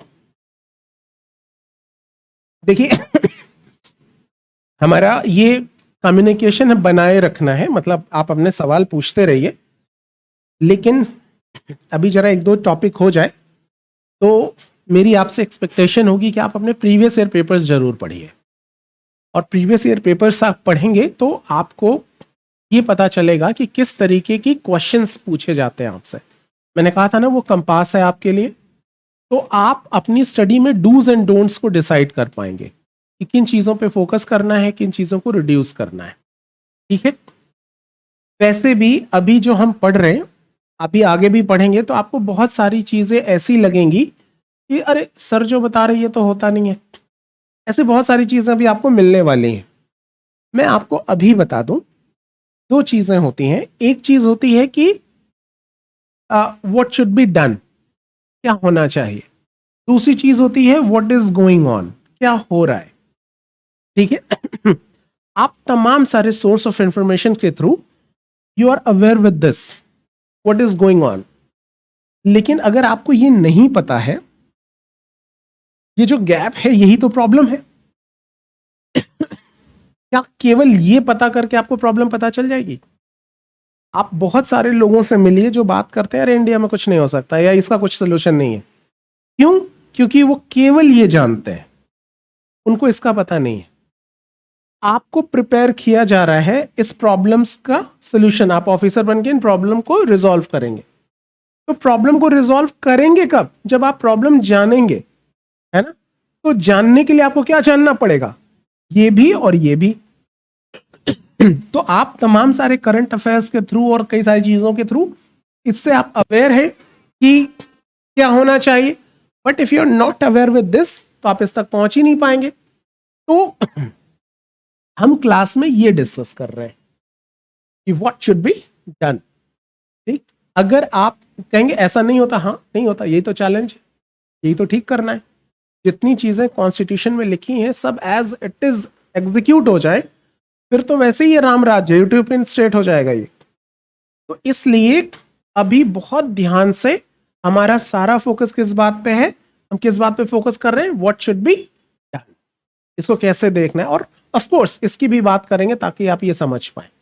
क्लियर है? सॉवरेनिटी लिख लीजिए। The concept of sovereignty is derived. The concept of sovereignty is derived from Article 5, from Article 5 of the Constitution of Ireland, of the Constitution of Ireland. वो तो लिख लिया था ना, जो एबिलिटी टू टेक डिसीजन एक लाइन में जो बोला था। हाँ, अब उसके आगे की चीजें लिखिए। आयरलैंड फुल स्टॉप देके आगे लिखिए। Sovereignty is simply the idea of, sovereignty is simply the idea of having supreme authority, having a supreme authority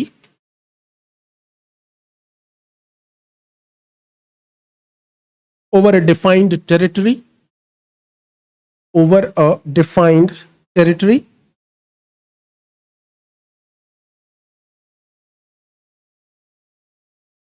It means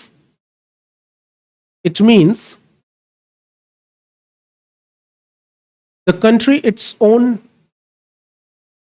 it means the country its own independent authority, its own independent authority,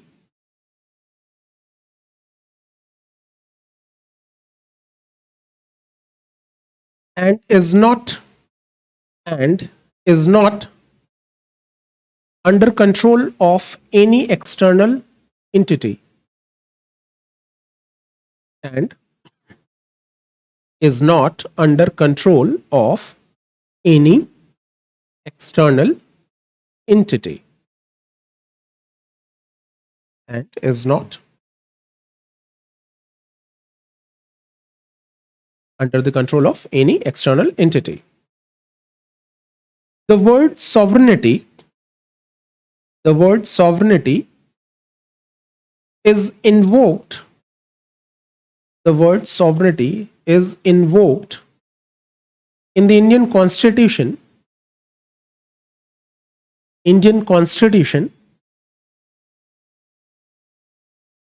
to declare the ultimate sovereignty, to declare the ultimate sovereignty of the people of India, of the people of India.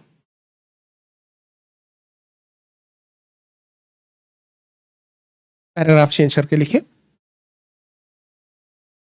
Sovereignty is very important thing. Sovereignty, paragraph change करके लिखना है. Sovereignty is very important thing for the existence of a state. Very important thing for a existence of a state. This can be understood. This can be understood. This can be understood from the definition of a state, can be understood from the definition of a state in political science. Definition of a state in political science.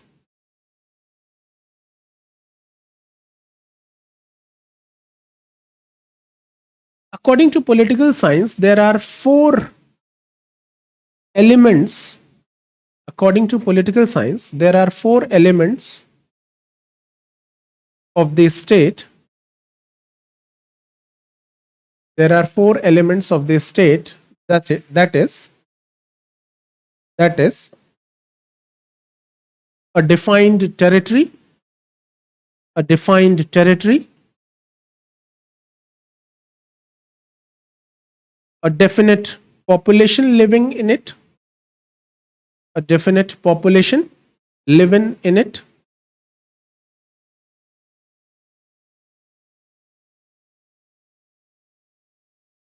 their political system, their political system,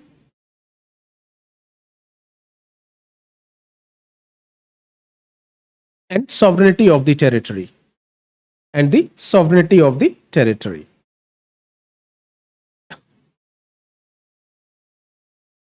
This means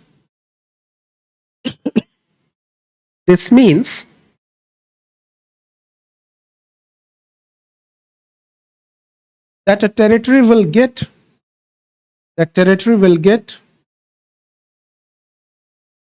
the status of that territory will get the status of a state, the status of a state when it is sovereign, when it is sovereign.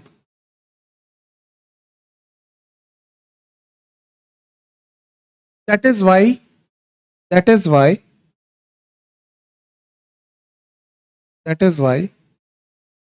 countries around the world, that is why countries around the world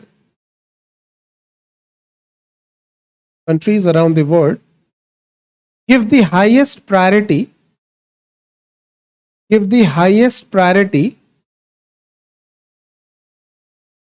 to protecting their sovereignty,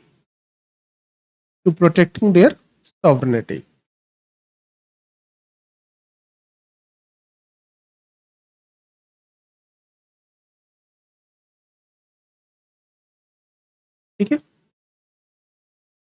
अब इसके concerns क्या हैं, एक heading डाल लीजिए।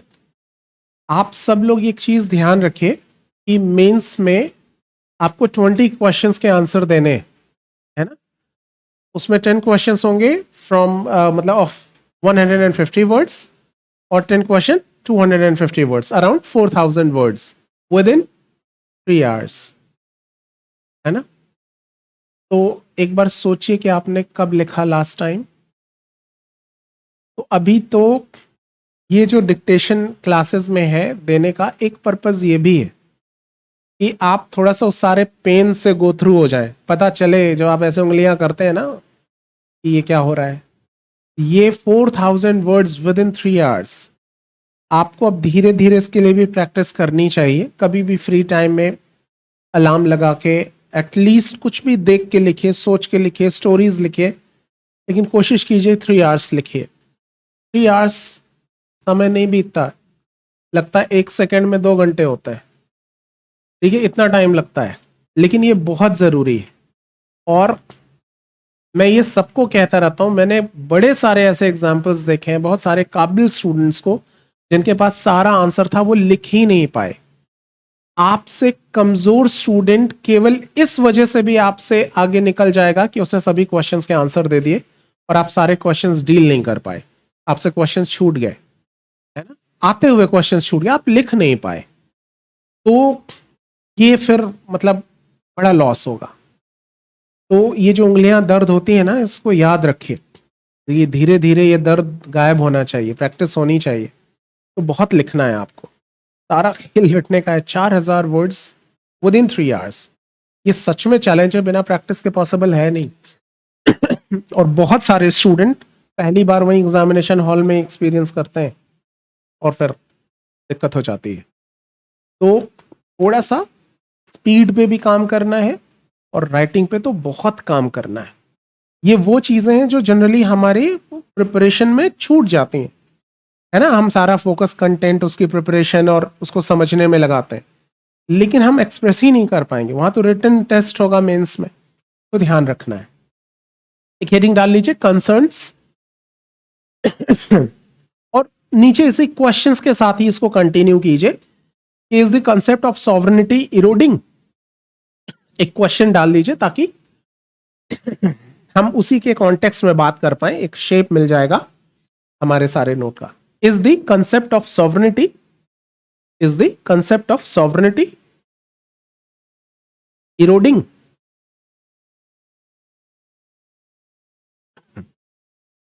तो why this concern is there. Number 1 लिख लीजिए, पॉइंट्स में लिखते चाहिए। नंबर 1 लिख लीजिए, in the present era of globalisation, in the present era of the globalization,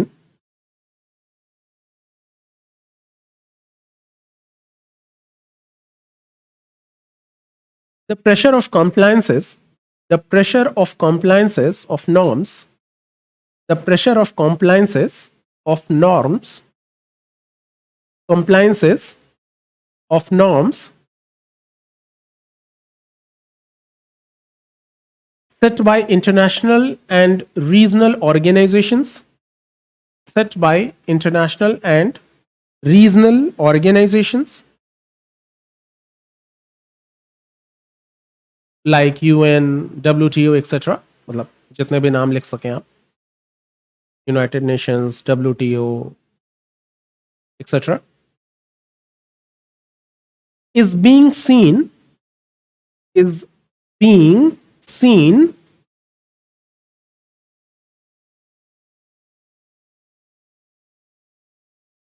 on the states, is being seen on the states.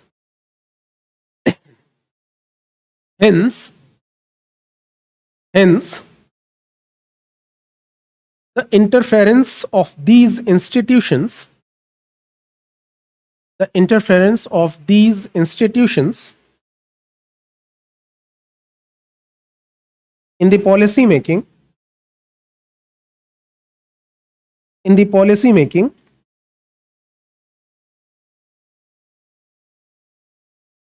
of the state,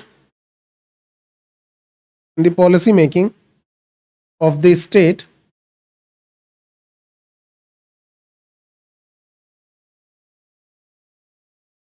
is increased now. Is increased now.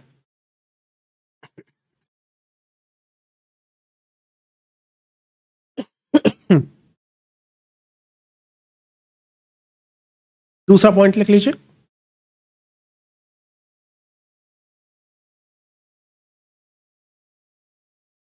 At present, non-state elements,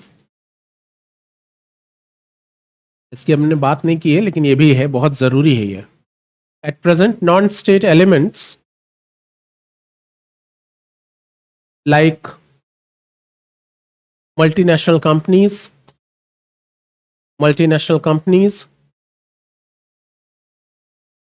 and NGOs are also determining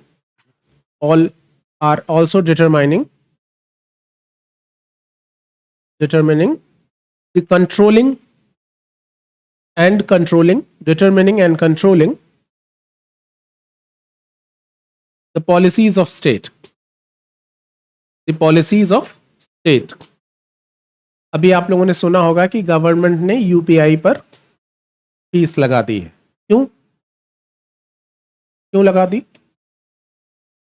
वो इसलिए क्योंकि visa और master card का business खराब हो रहा था UPI के चक्कर में. ये दोनों अमेरिकी कंपनीज हैं. वहां गया, उन्होंने अपने पापा को बोला, उन्होंने हमारे पापा को बोला, ठीक है, और बढ़ गया फीस. तो कई बारी, जिसको हम कहते हैं ना, ये सुन के थोड़ा खराब सा लगता है, सॉवरेनिटी पे चैलेंज है.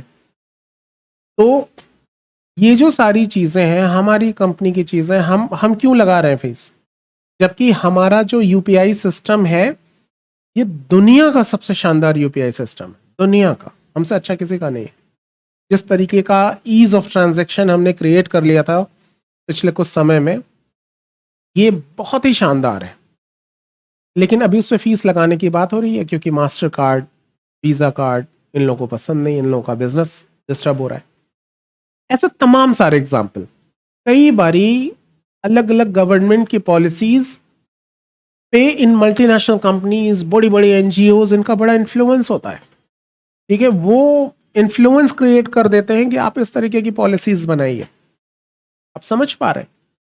तो यहां कई सारे छोटे देशों में, खास करके अफ्रीकन रीजन में, वॉर इसलिए नहीं रुक रहा है कि हथियार बिके. ये जब आप इसको बहुत डीप डाइव करते हैं इन सारी चीजों पे, तो ये सारी चीजें निकल कर आती हैं. हम तो ये 2 लाइन कह के निकल रहे हैं कि समटाइम्स अभी जो करंट सिनेरियो है, multiple companies, international multinational companies, वो देशों की पॉलिसीज में इंटरफेरेंस है उनका. ठीक है, कि ये क्या चीज बिकेगी, क्या चीज बिकेगी नहीं. आप बहुत सारी चीजें ऐसी हैं जिनके प्रोडक्ट्स आपको मालूम नहीं है, लेकिन हम गवर्नमेंट पॉलिसीज की वजह से वो हाईलाइट हैं और बहुत बिजनेस बढ़ गया उनका. तो हमको पता नहीं चलता, लेकिन वो इस तरीके से उनकी इन्वॉल्वमेंट होती है. तो इन चीजों का भी असर है, और इसको we can consider as a concern over the sovereignty. ठीक है, नेक्स्ट पॉइंट लिखिए. जनरली अगर आप कंसर्न्स में इस तरीके के पॉइंट्स लिखेंगे ना, तो थोड़ा सा डिफरेंट होगा. जनरली लोग ये लिखते नहीं है ना, कुछ सर्टेन एस्पेक्ट्स हैं उसी पर फोकस करते हैं. ये सारी चीजें आप डालेंगे तो आपका आंसर स्पेसिफिक हो जाता है. लिख लीजिए अगला point.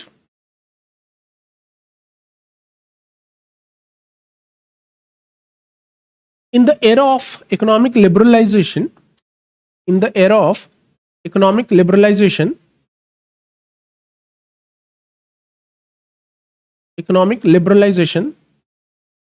the role of private sector has increased.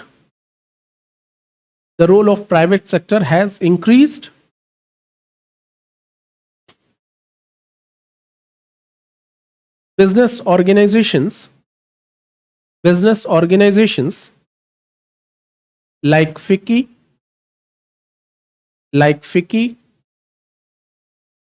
FICCI, and ASSOCHAM, ASSOCHAM, ASSOCHAM are controlling and directing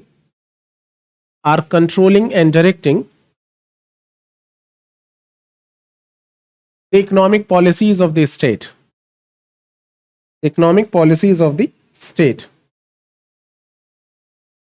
इससे तो आप इनकार कर ही नहीं सकते, देख ही रहे हैं आप।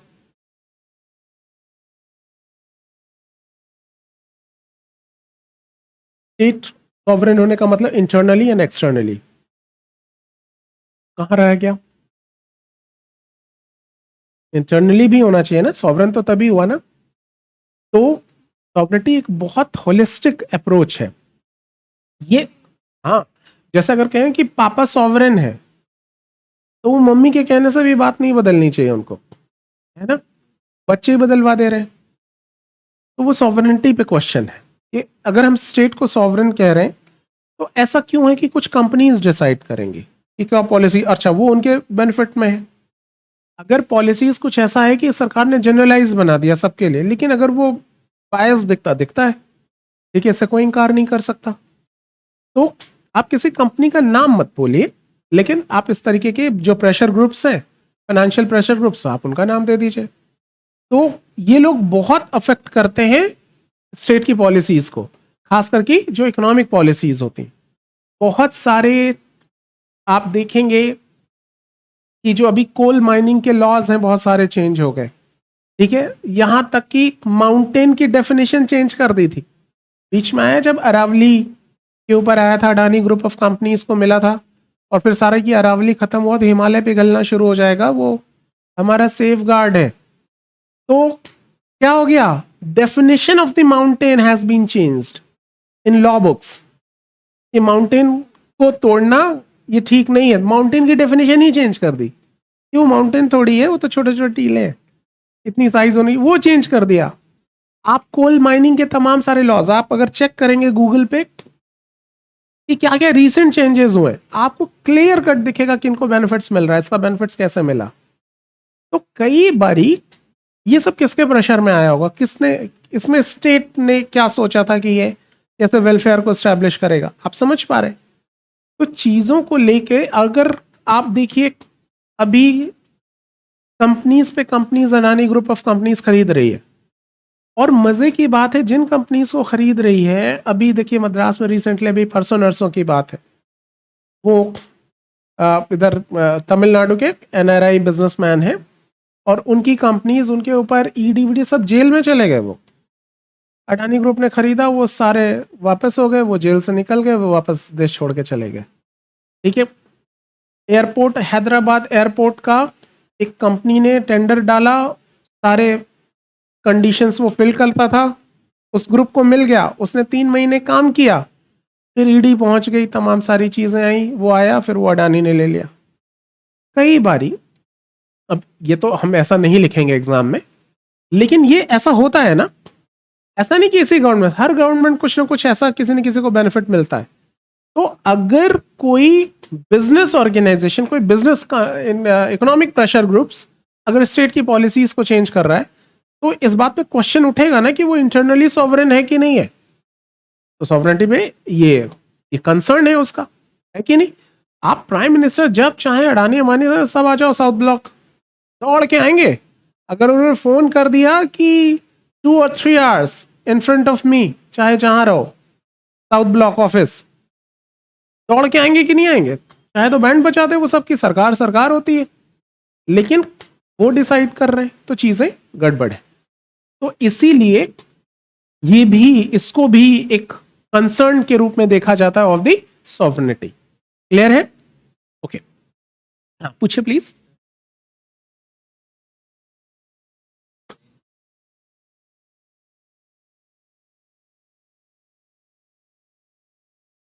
फिर दिक्कत नहीं है।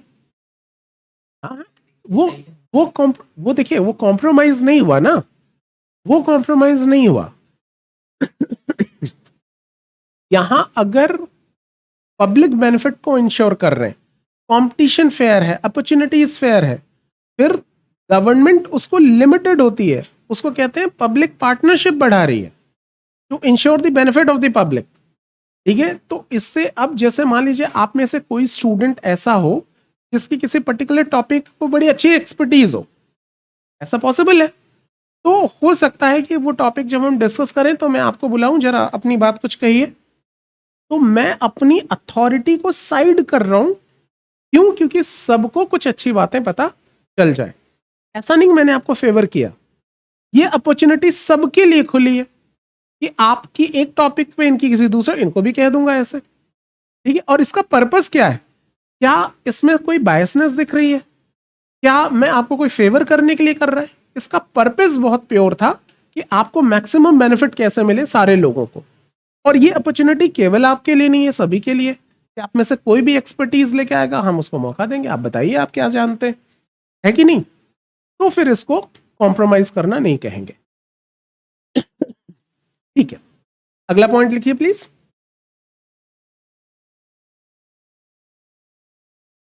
Policies of the state,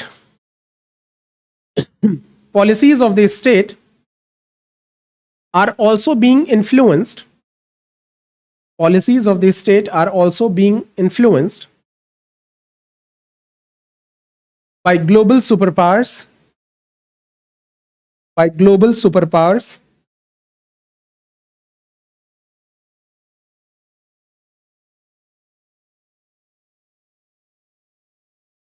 such as India, such as India, distancing, distancing itself, distancing itself, itself from Iran, from Iran and Venezuela, and Venezuela under the US pressure. और ऐसे multiple example, under the US pressure. ऐसे और भी बहुत सारे example हैं। Iran ने हमारी कितनी मदद की है कई बारी, ठीक है, उसने रुपए में पेट्रोल देने को तैयार था वो, ठीक है, डॉलर की तो बात ही छोड़िए, हमारी फॉरेन करेंसी भी खर्च नहीं होती, रुपीज में वो पेट्रोल हमको देने को तैयार था। कौन करता है? और कितना कॉस्ट कितना कम पड़ता, ये रहा बगल में आ गया, हमारे पास कॉस्ट कम आई, हम सस्ता बेच पाते, डेवलपमेंट कर पाते। लेकिन हम वेनेजुएला से ले रहे हैं, थोड़े ही ले रहे हैं ना, क्यों ले रहे हैं? महंगा है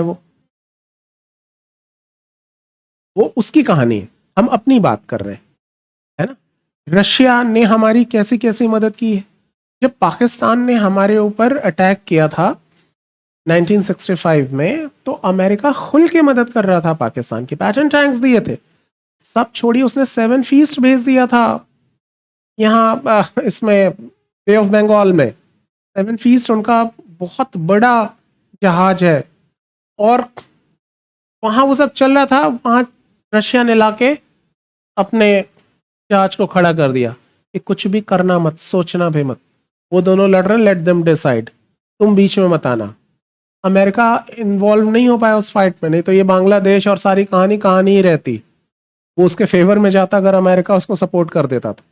रशिया ने करने नहीं दिया। सब छोड़िए, इराक ने जब हमारी लड़ाई चल रही थी कई सारी इसी पाकिस्तान के साथ, तो अमेरिका बहुत सारे वेपन्स और सारी चीजें सपोर्ट कर रहा था, इराक नहीं रोक लिया, आने ही नहीं दिया, तमाम सारी चीजें लगा के, हमने कुछ नहीं किया उसके लिए। तो ठीक है, तमाम सारी चीजें, लेकिन ये है प्रेशर, ये बड़े ऐसे बहुत अपोजिट सिचुएशन में हमारी मदद, ईरान ने बहुत ज्यादा अपोजिट सिचुएशन में हमारी मदद की थी, तो वो हमारी कंडीशन पे, उसको कोई जरूरत नहीं थी, हम ही को सारा बेनिफिट था, हमारे केवल मिनिस्टर की कॉल पर, कोई ऑफिशियल बात नहीं, उसने कहा इट्स ओके, मैनेज कर लेंगे, डोंट वरी। तो तब जब वो इराक वॉर चला था, अरबियन वॉर चल रहा था, वो सारा उसमें उस सिनेरियो में ये हमारी मदद करने को तैयार था, अभी मदद करने को तैयार था। तो कई बारी ये जो सुपर पावर्स का जो पावर गेम है, ये इन्फ्लुएंस कर देता है ना। अगला पॉइंट लिख लीजिए, जो कि सबसे ज्यादा इंपॉर्टेंट है, अभी इसको इंपॉर्टेंट भी मेंशन कर लीजिएगा।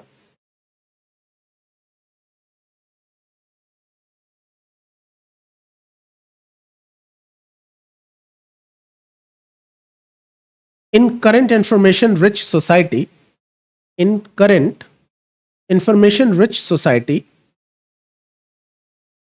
information rich society, the digital sovereignty of the state, the digital sovereignty of the state faces threats, faces serious threats, faces serious threats, such as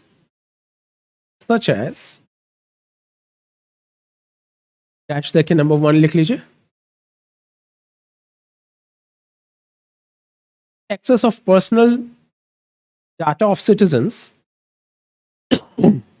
Number 1, access of personal data of citizens of the state to external international companies, to external international companies, access of personal data of citizens of the state to the external international companies, social media servers, being outside of India,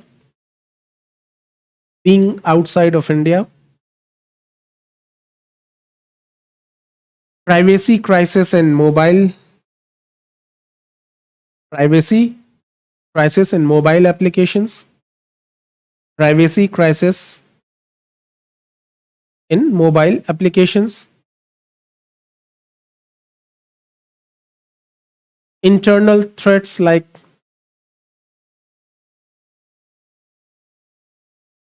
नहीं, अभी ये छोड़ दीजिए, अभी बस इतना ही लिखिए।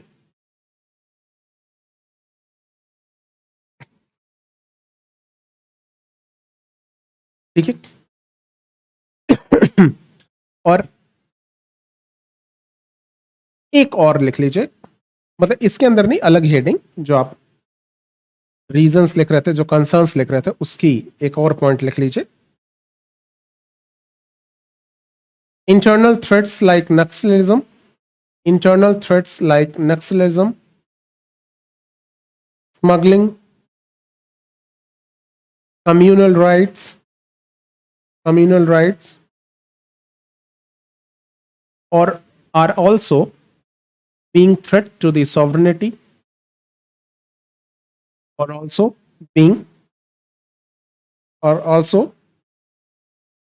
a big threat, ऐसे लिखिए, a big threat to sovereignty. अब सवाल ये है कि क्या the idea of the concept of sovereignty eroding, अब इसका जवाब दे लेते हैं, है ना? तो एक क्वेश्चन ही लिख के लीजिए, यही क्वेश्चन लिख लीजिए, the idea of sovereignty eroding, the idea of sovereignty eroding is the idea of sovereignty eroding.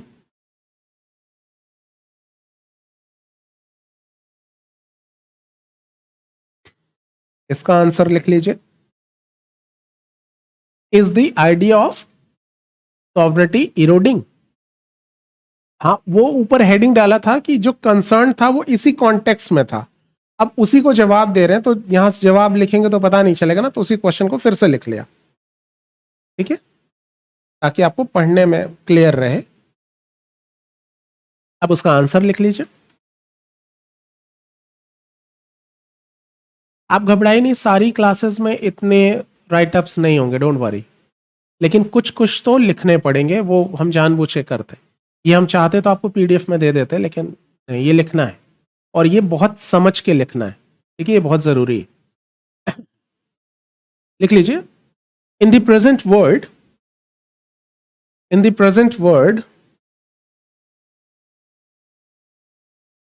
The concept of sovereignty has not eroded,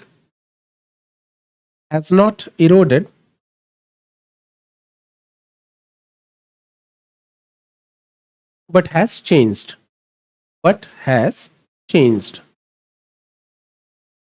But has changed. In fact,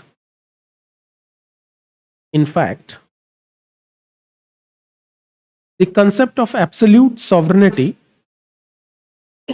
the concept of absolute sovereignty does not exist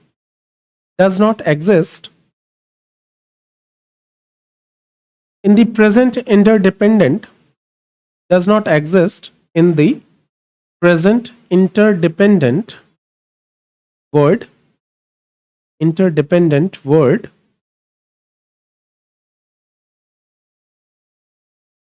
Rather it is the era of participatory sovereignty. It is the era of participatory sovereignty, and hence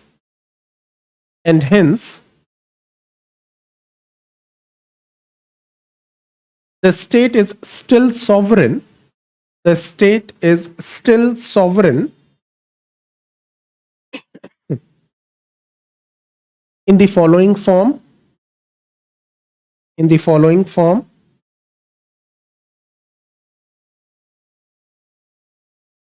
Number one,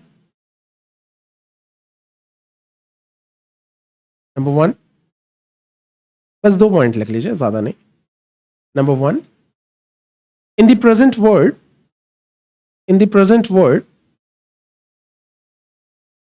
the role of the state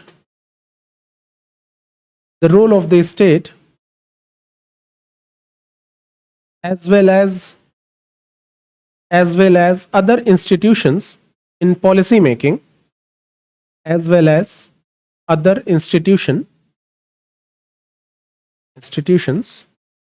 in policy making has definitely increased.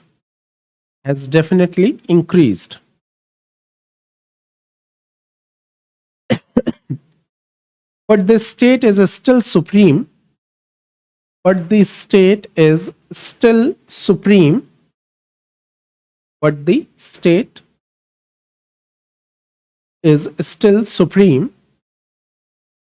in policy making.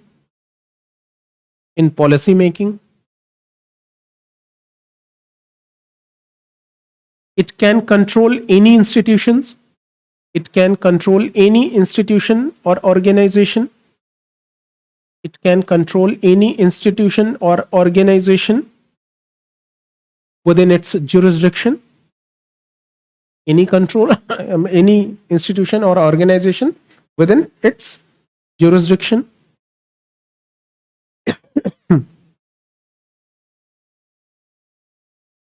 ठीक है, जैसे guideline दे देती है social media के लिए, अभी दिया है, लिख लीजिए. Like the guidelines issued by the central government,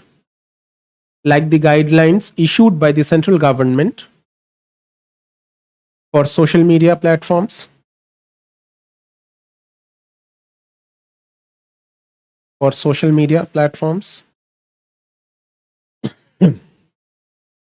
और एक दूसरा पॉइंट लिख लीजिए. In international policies,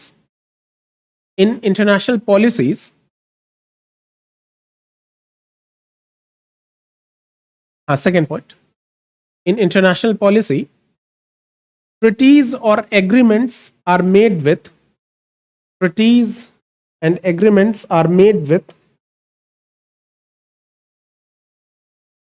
other countries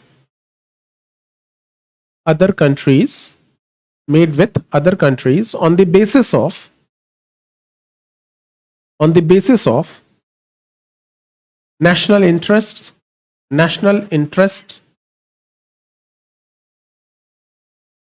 which cannot be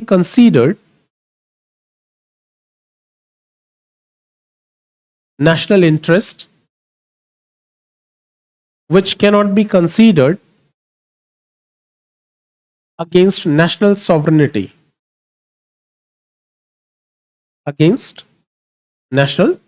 sovereignty. India's decision to buy oil, India's decision to buy oil from Russia,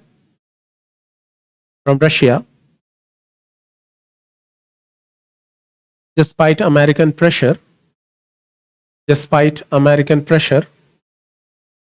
is one such example.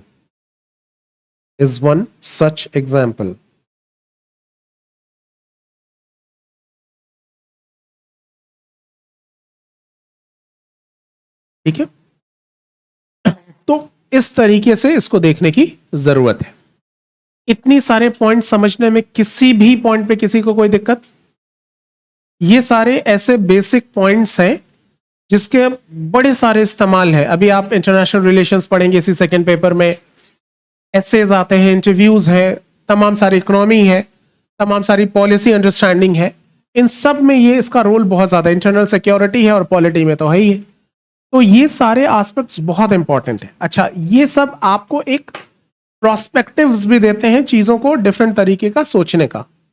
तो जब आप इस तरीके के पॉइंट्स अपनी कन्वर्सेशन में लेकर आते हैं तो ये ना केवल आपको वैल्यूएबल बनाते हैं बल्कि लिटिल बिट डिफरेंट भी बनाते हैं, क्योंकि जनरली इन पॉइंट्स को ऐसे नहीं बात कर रहे, कुछ सर्टेन एस्पेक्ट्स है जिस पे लोग बात कर रहे हैं। जैसे इसी में अभी हमने बात नहीं की चूंकि वो बहुत डिटेल हो जाएगा। अभी एक बड़ा टर्म पूरी दुनिया भर में कॉइन हो रहा है, डाटा कॉलोनाइजेशन, है ना। अब नए तरीके का कॉलोनाइज किया जा रहा है लोगों को। पहले क्या था कि जाके सीधा कंट्रोल कर लिया, अब डाटा कॉलोनाइजेशन हो रहा है, डाटा के थ्रू कॉलोनाइज करेंगे, सीधे आने की जरूरत ही नहीं है। ये बड़ा उससे ज्यादा खतरनाक है ये तो उसका तो फिर भी इलाज था, इसका तो इलाज भी नहीं। यहां किससे प्रोटेस्ट करेंगे कि अंग्रेजों भारत छोड़ो? तो ये बहुत बड़ा थ्रेट है, बहुत बड़ा, और जिसको पूरी दुनिया लेके बहुत ज्यादा सिंसियर है, लेकिन अभी सबके पास इतनी कैपेबिलिटीज नहीं है कि उसको वो काउंटर कर पाए। या तो अपने आप को अलग थलग कर दें या फिर उतनी स्ट्रेंथ हो। तो बड़े सारे चैलेंजेस हैं, ये सब रियल चैलेंजेस हैं जिसपे पूरी दुनिया बहुत सिंसियर है। भारत उन कंट्रीज में से है जिसमें कैपेसिटी है इसको काउंटर करने का, लेकिन फिलहाल उसके लिए भी ये थ्रेट है। तो इस तरीके से चीजें आपको कॉन्शियसली अवेयर होने की जरूरत है।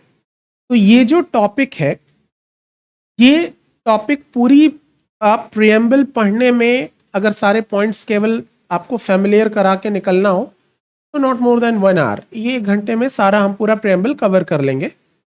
लेकिन मैं फिर बता रहा हूँ, यूपीएससी केवल कंटेंट की आपको प्रियम्बल पता है कि नहीं, प्रियम्बल के क्या मल्टीपल एस्पेक्ट्स हैं, कहाँ कहाँ एप्लीकेशंस हैं, उनमें से किसी एरिया से क्वेश्चन पूछ लिया जाएगा। तो आप ये कैसे प्रिपेयर करेंगे? केवल ये जानना सफिशिएंट नहीं है कि वी आर सॉवरेन कंट्री। अब ये सवाल ही नहीं पूछेगा कि we are sovereign country or not, वो तो लिखा ही है। यही पूछेगा कि व्हाट आर द कंसर्न्स, ठीक है, what you think about the idea of the sovereignty in the liberalised world, in the globalised world, in the presence of the multinational companies, superpowers, या data colonisation, in the era of data colonisation. तो आप कैसे बात करोगे? These are the points जो आपको यहां से निकालेंगे, है ना। तो इस तरीके से इसको देखने समझने की जरूरत है। क्लियर है? तो हम प्रियम्बल के लगभग खासकर की नेचर ऑफ स्टेट के जितने एस्पेक्ट्स हैं सब पे इसी तरीके से बात करने वाले हैं। कल की क्लास में हम बात करेंगे सोशलिस्ट के बारे में, आप थोड़ा पढ़ के आइएगा, और उस पर इतनी डिटेल में नहीं जाएंगे क्योंकि उसके एस्पेक्ट अभी थोड़े से लिमिटेड है। सोशलिस्ट सेक्युलरिज्म दोनों कोशिश करेंगे कि कल की क्लास में कवर हो जाए। तो आप सोशलिस्ट और सेक्युलरिज्म पढ़ के आइएगा, है ना। तो मैं आपसे सवाल पूछ के बातचीत करके फिर बात करेंगे, ठीक है। तो पढ़ के आइएगा, ठीक। मिलते हैं आपसे फिर कल की क्लास में। Thank you.